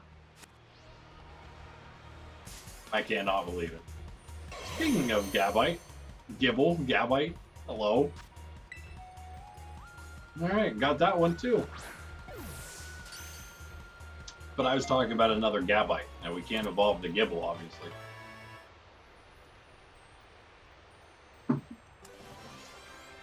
Wow, awesome. That's just incredible. That's my second random shiny. Glamora I found without the shiny charm, though. I think that was my first time in Area Zero. My second time back, I was like back in for the first time. When I found it, that is insane. That was the second one. First one with a shiny charm then. So not as surprising. Again, would have been great if it was actually a Paradox Pokemon, but still, Gibble's amazing. As I just said, Garchomp is awesome, so, like, who could ever be mad about that? Who could ever be mad about that? But now it's making me think, like, oof, I should be looking a little closer at these Screamtail's eyes. But you know what? Be careful about picking my phone up these days. I need to switch this, I need to change the screen protector I got before I injure myself. Yeah, it's actually like this pink is like pale here. It's more of like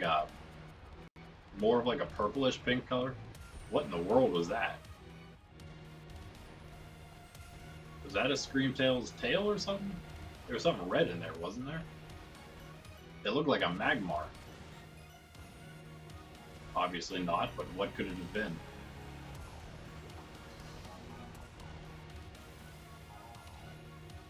I want to know. Show me. Okay, I guess the world will never know. I have to go back in the VOD and pause it. The one split second that it was in there. Yeah, but it's like it's hard to explain. It's like just more of a purpley pink than that pink. So I think we'll actually see it more than just the eyes. We'll be able to tell by the whole body of Jiggly. But the red eyes will definitely give it away once we see those. I have a feeling we're going to get another.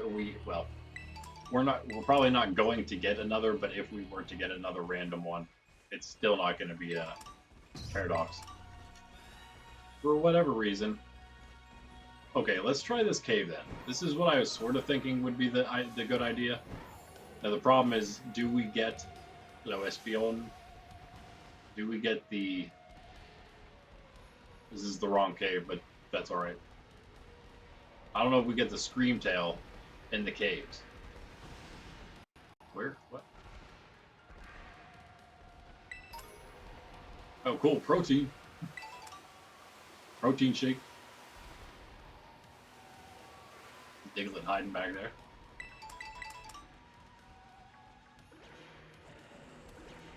Floatzel sleeping in the middle of the cave. Yeah, that was not the cave we needed. Not the cave you're looking for.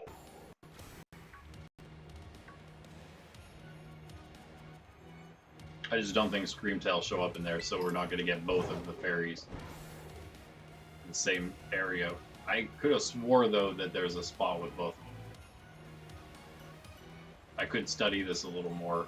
Maybe we go for something else for now. I study a little more where the best spot is for both Screamtail and Flutter. Where is everything? Why is nothing spawning in? Where is everything?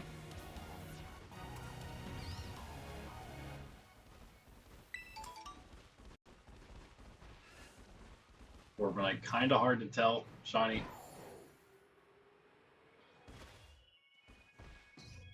It's like a gray, more of a straight gray instead of like the bluish gray it is. Should be another cave here I want to check. All these Screamtail all over the place. Where are the Fluttermane? Group on it doesn't help us. Very psychic for Screamtail. No other psychic types. Just again, I'm trying to think of anything we can hunt two of, and I think it's just the fairies.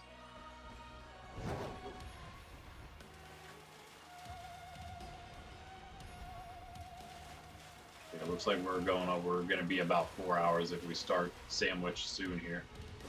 That'll work. Where in the world is this cave, though? Not back here. What? Nice impeachment. Not the one we need, but still. Shiny stone, cool too.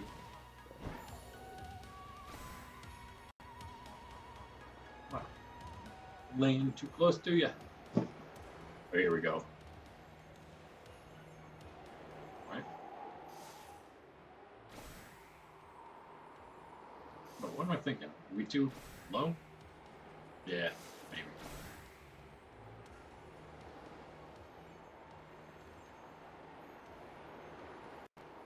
I know the cave I'm thinking. I just don't know where the cave is.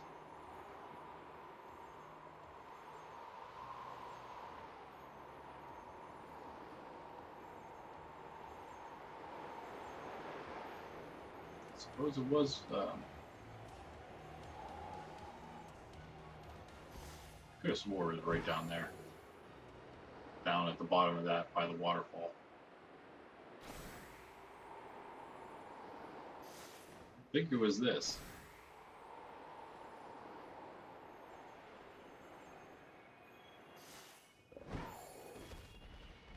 There's nothing even here. Well, there's something that we never got. Nice. Earthquake. Also cool. Get out of here. I could have swore it was down on this level, because this is like an entire circle around this level.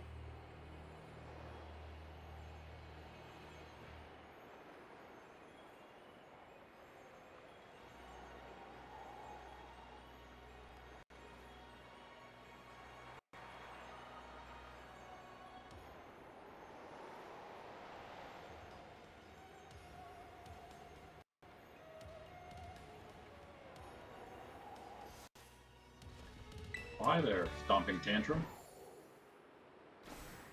That's not a shiny group on it. Seems pretty clear from here. Is it back here? Wait a sec. Yeah, there we go. There we go. Right in here. Alright. This is the cave of caves. There's a very bright Pommo there.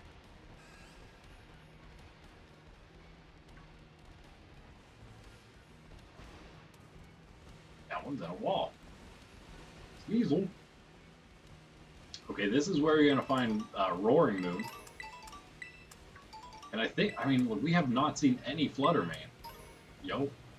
So, where are they at, for one?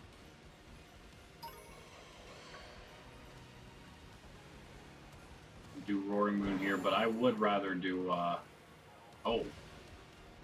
Dark Dragon, right Roaring Moon, Dark Dragon, so we could again maybe get a Gibble or Gabite while we're in here hunting that.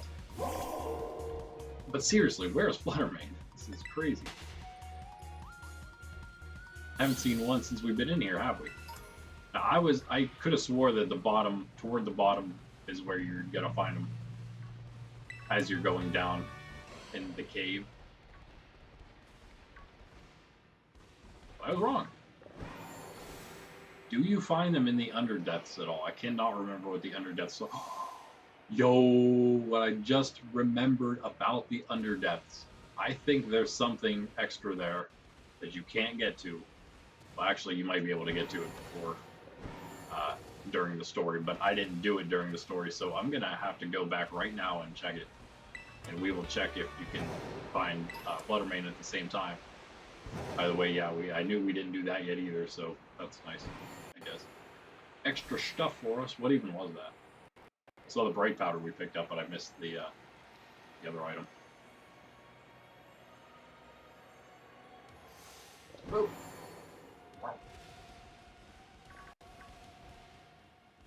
It'd be crazy if we got a Gabite or another Gibble, because that would be all we needed for the dex.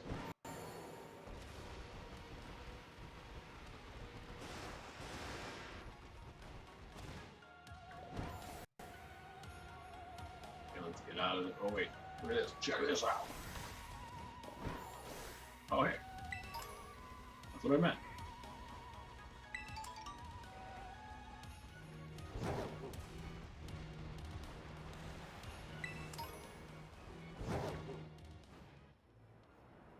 Into the unknown.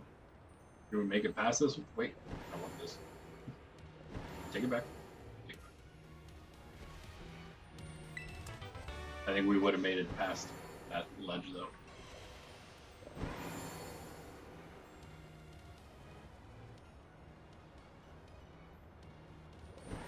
Now I'm free falling. This is the wild co-riding / me riding place.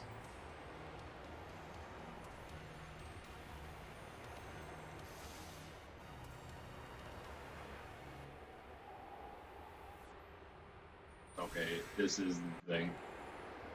Makes sense, the giant building.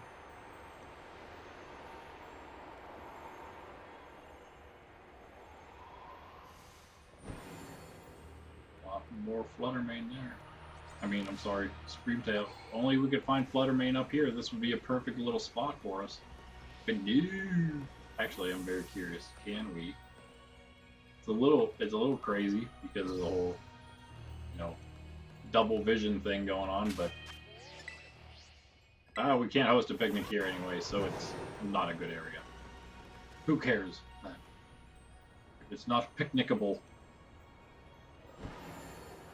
Can we picnic at all in Area 0? We better be able to. This is a lovely place for a picnic. I don't understand.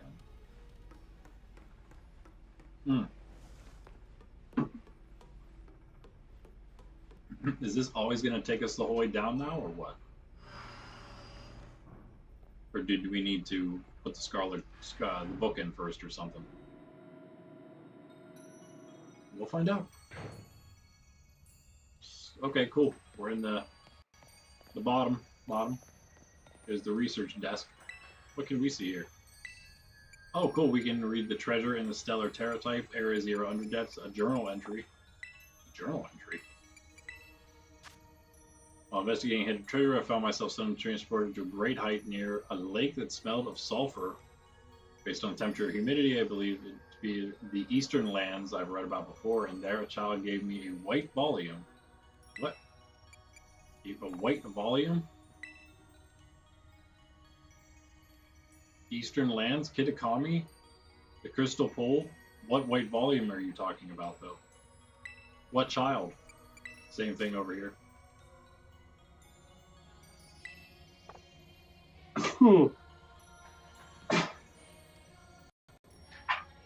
Excuse me.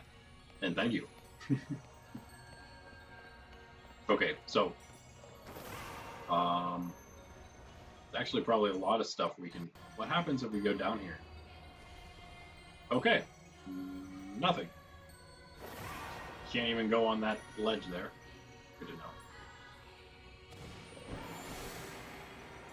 I don't think there's anything in this area here. Let's check it anyway. Yeah, no. Pretty standard, pretty standard. Another chasm. A chasm with, again, nothing underneath it. I mean, nothing below the ledge we're on, so I don't think we have to go searching for anything. Right? Yeah. The Glimora we fought, I wonder if, oh no, never mind. I guess it's just a wild one. There are wild Pokemon here now, right? Right? I thought there were. Well, I guess there aren't going to be Fluttermane if there's nothing at all, huh? Just Glimora, maybe. I think we already got whatever was up here. There is an item, I believe, at the top of this. Right over on this one that's jutting out sideways. But I can't seem to get to this thing. Right where I'm standing. Yeah, we're good here. Next. And I think this was, was there 3 or 4? Oh no, this is the big jumping one. Was it? Maybe not.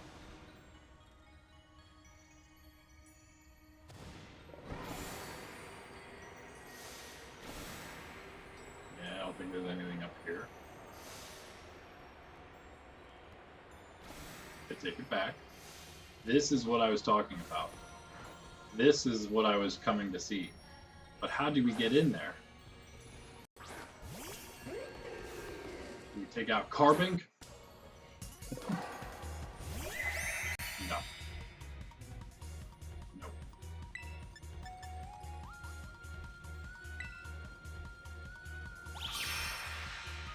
Oh, never mind. I'm not flying type.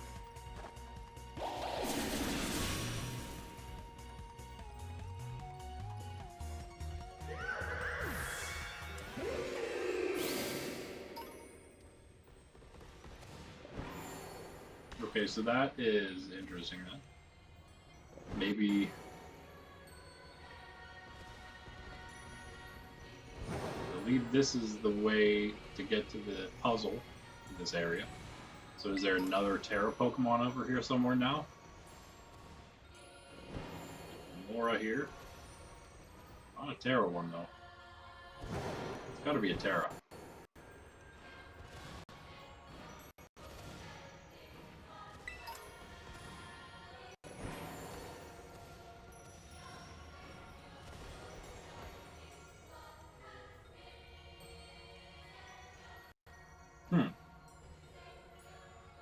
Up there. Nice outrage.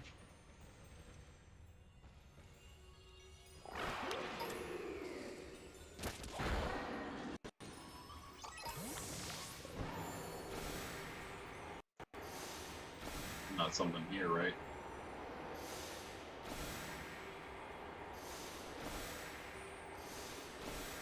No.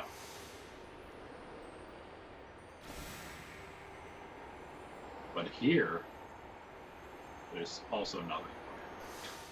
Never mind, I take it back.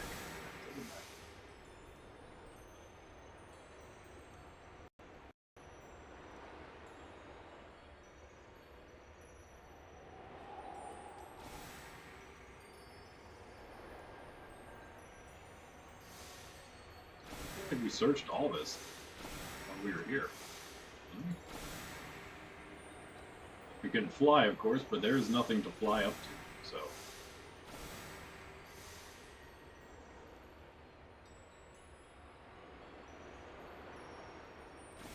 Up or over to, for that matter.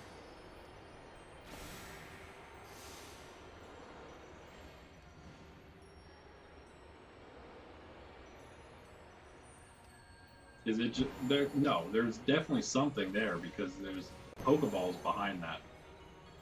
There's some way to get there. Who knows what those items could be.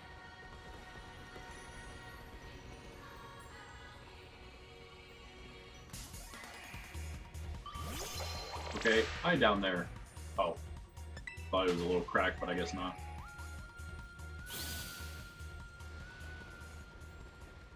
This just goes underneath the thing and doesn't really take us anywhere. This goes back up to where the Pokemon is that you battle while you're here, right here. Yeah, we went through all this trying to find something extra before. This is the other side coming out here.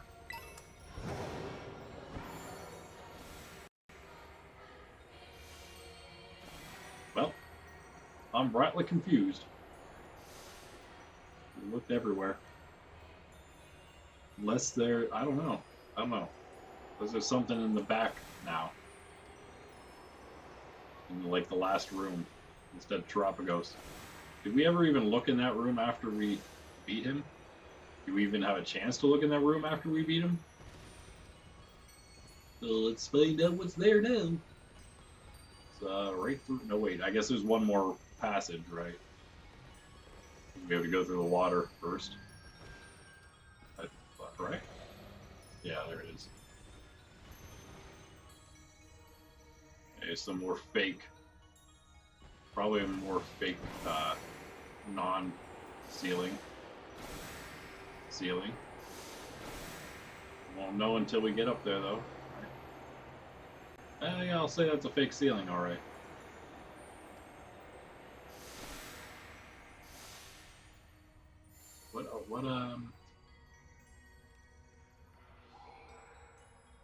Yeah, what's this?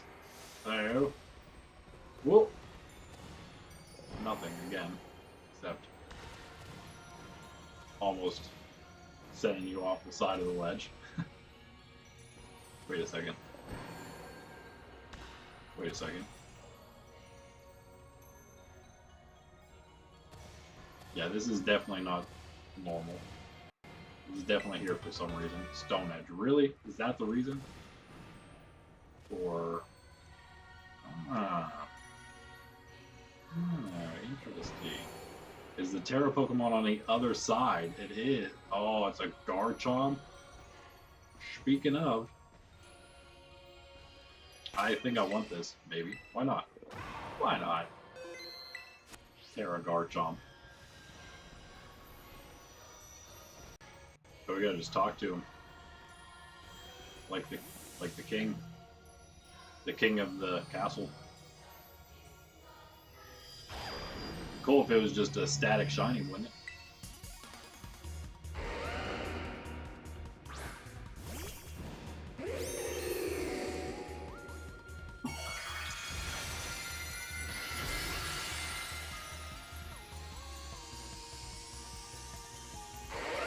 Yeah, but I guess we're not going to be doing a shiny hunt. Sorry, guys.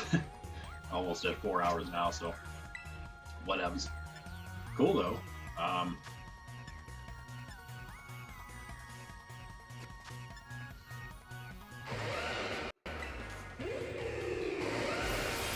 Cool way to finish, I guess. I think we found our way to the back there, so probably put us through to the other side. Hey! Nice shot, buddy. Do we go for the catch or we switch? Ah, it doesn't matter, we're not going to quick wall it anyway, so let's switch to... I guess Chestnut?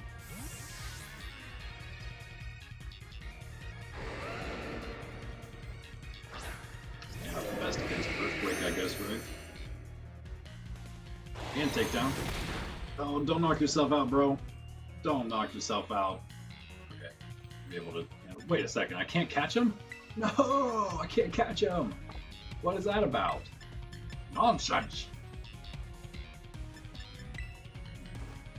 Let him knock himself out. Use takedown. I dare you. Oh, wait, I don't know if he would actually use the move. He doesn't. He hurts himself still with Spiky Shield, but he doesn't hurt himself from takedown. That'd be great. I think he's fast. I'm sure he's faster than I am. So. See if we can do it again. Nope. Just take down and get it over with your Carton. Sandstorm, no! That's not what you were supposed to do. I meant hammer arm. Whatever. Doesn't matter.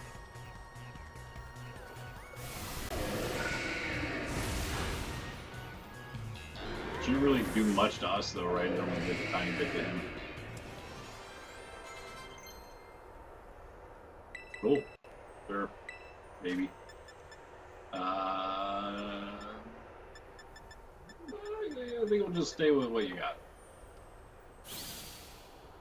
Might be able to switch those guys out now. I can't believe we weren't allowed to catch that. That's annoying. Sound from somewhere could have been a crystal disappearing? Oh yeah, I guess it was. And that is 3100 LP. Nothing else in here. So it was he was, oh, there we go. Aha. 23 Fairy Terra Shards. There was the hidden item. But yeah, okay, so now we got to make our way back to that spot, which shouldn't be too difficult. Yeah, because actually this is opening up right here. And this is the way we just came from, and this is where it was. Up here. Yeah. Nice. There it is. Oh man, look at the treasure. We found the treasure, the hidden treasure of Area Zero. There it is, guys. Okay, let's see what we got. 22 Fairy Terra Shards. Are they all the different Terra Shards? 26 Poison Terra Shards. 26 Fighting. Why was it less Fairy Shards? It's weird. 28 Ice. 26 Dragon. 31 Steel. Okay. Are they just random? Are they random numbers? 25 Normal. 22 Fire. 18 Water. 29 Electric. Meteor Beam. Sweet. 17 Grass. A Premier Ball? Yeah! I mean, come on, at least make it like a Master Ball or something. It's worth it. A Beast Ball or something. Ground Terra Shards, 23. 19 Flying. 17 Psychic. 24 Bug. 17 Rock. Cleaver back there. 17 Ghost. 24 Dark. 17 Steel. And 19 more Dragon. There's 2 different Dragon piles. I think that was the only one with duplicates. Is that all then? That's it? And then finally, one more TM that's on a little pedestal here. Terra Blast! Who would have thought? Looks like there should be something here, but there's not. A little farther in cave. Alright, well that's that. Cool. I'm glad we got to figure that out. That wasn't hard. Look at that. Oh. But now I do have to check if there's anything down where Terrapagos was.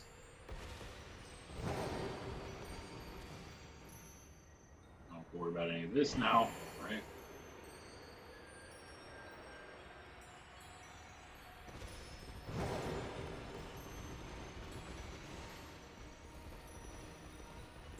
Is this the way to Terrapagos here? Apparently, because it's a different place. And I can't ride co-riding. Okay. Good to know. I'm gonna save it just in case something crazy happens. I don't think anything's gonna happen. I don't even think there's anything here. Maybe an item or two. But we found the treasure, so I mean there can't be anything probably I'm sure better than that here.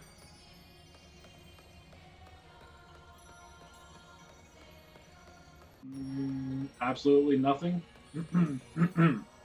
That seems odd that they put nothing at all here. You think that, I mean, they usually like to reward players for their random exploration in the game. It does not seem like I am going to get rewarded for this, though.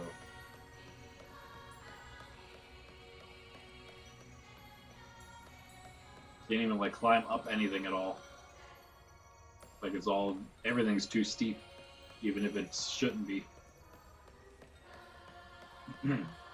All right, well, that's that, guys. Thanks for chilling. We'll be back again as usual. Saturday mornings are the Shiny Hunt stream, or random nonsense stream. Mostly for shiny hunting though, and yeah, that is it. Nothing down here. Gonna fly out and back to where we will be later once I come back to the game. Do more Impidimp hunting, I guess. Yeah, we'll be back tomorrow. Morning is it's gonna be earlier, like 8 a.m. Eastern Standard Time. Normally 9:30 a.m. start for us. 8 a.m. tomorrow because I gotta leave earlier. We're going to be doing our Battle League Day. If there's 2 or more of you, then you guys can battle. I will spectate and call the match. And again, the rules very simple. Base game Pokemon only, so everyone feels like they can participate without having the DLC or anything like that. You can only use one Koraidon or Miraidon. You don't have to use either, but you can only use one, can't use both. No duplicate Pokemon or items. It's singles. We're taking 6. We're bringing 6, taking 3 to the fight. 3v3 with 6 brought initially. All of those are all just the normal rolls for single battles for the most part. So that's what we're doing, and then rolled to 50, all the normal rolls like that. So I hope you join me. And again, we'll have a couple more. I didn't get them all in here. We'll have a couple more rewards in the rewards tab, but that's what we have so far. Mostly Dratini and Espeon, I think. But I mean, if you really love Sawaddle and you didn't get it for the event, we do have that too. But Dratini, Espeon, I think there's only going to be one Espeon, and maybe take one of those out. And I might have to give one of those to my sister, potentially. See if she ever plays. But yeah, so come for that. If you want one of those shinies, it's going to be very casual. There might only be 2 of you here to do it, so as long as there's 2, we'll give out a prize for the winner between the 2 or more. And then that's, of course, yeah, that's tomorrow. Monday is our Hardcore Ironmon stream. That'll be, again, 9:30 a.m. Violet version. Then Tuesday is Arceus. Wednesday is our Pokemon TCG day. Thursday is Arceus again. And then Friday we'll be back here again for some more shiny hunting. Who knows what it'll be next time? Only time will tell. Only the outbreaks will tell. So yeah, until then, guys, like, subscribe. Thanks for chilling again. Comment. Let me know what you thought. Let me know who you think we should maybe shiny hunt in the near future. Who would you be most interested to see? Who are your favorite Pokemon? Yeah, what's up, Shiny? Yeah, I'm done already. Unfortunately, we just hit 4 hours almost exactly here. And I just gave the whole sign off. So hopefully, maybe if you want, maybe you can come hang out tomorrow for a bit. And if there's no one to battle, I mean, we're pretty much going to be doing the same thing. So maybe we'll do a little bit of group stuff, depending on if we have people to come by and battle or not. And I'll probably be wandering around for a shiny here and there, as I also maybe do my own casual battles if we don't have anybody, like I did last time. So that's that. Oh, going to Shiny Hunt Score Bunny. Do you have an outbreak? Very nice. Very nice. I have not had one of those yet. Looking forward to when that happens. It should be a more common one than some of the others, but yeah, haven't had that one just yet. We'll see what I get maybe later today once I can get an Impidimp finally. I definitely will eventually. Once I get the outbreak, I'll absolutely be shiny hunting it and all other starters. Those are some of my most important, most looked for ones. But so while you've been gone, Shiny, we found the shiny Magby. It didn't take us too long. Then we came to find our Impidimp. Instead, we found best starter shiny. Oh man, that's tough. That's tough. Let me think about that one. I'll get back to you. We found a random shiny Phantump while looking for Impidimp. And then while I was in Area 0, I was wandering around looking for a place where maybe we could shiny hunt for both Fluttermane and Screamtail at the same time. While I was doing that, I found a shiny Gibble. Yep. Crazy. but 2 random shinies within like an hour or two, and so there you have it. Actually, wait a second. Do they have timestamps nowadays? Right? They don't have timestamps. They do have the date though. But yeah, so that was crazy. Got 2 random shinies. No Impidimp, but it doesn't matter. Who cares at that point, right? I was gonna hunt those shinies, but instead I end up doing some more exploration of the Area Zero under depths, which has an extra little treasure room, and that's where we went at the end here just a little bit ago. If you want to maybe watch the end of the VOD in a second here, you can check that out. I don't know if you've been in that extra treasure room or not. In the very bottom. Anywho, yeah. Gibble is just like, and he's amazing.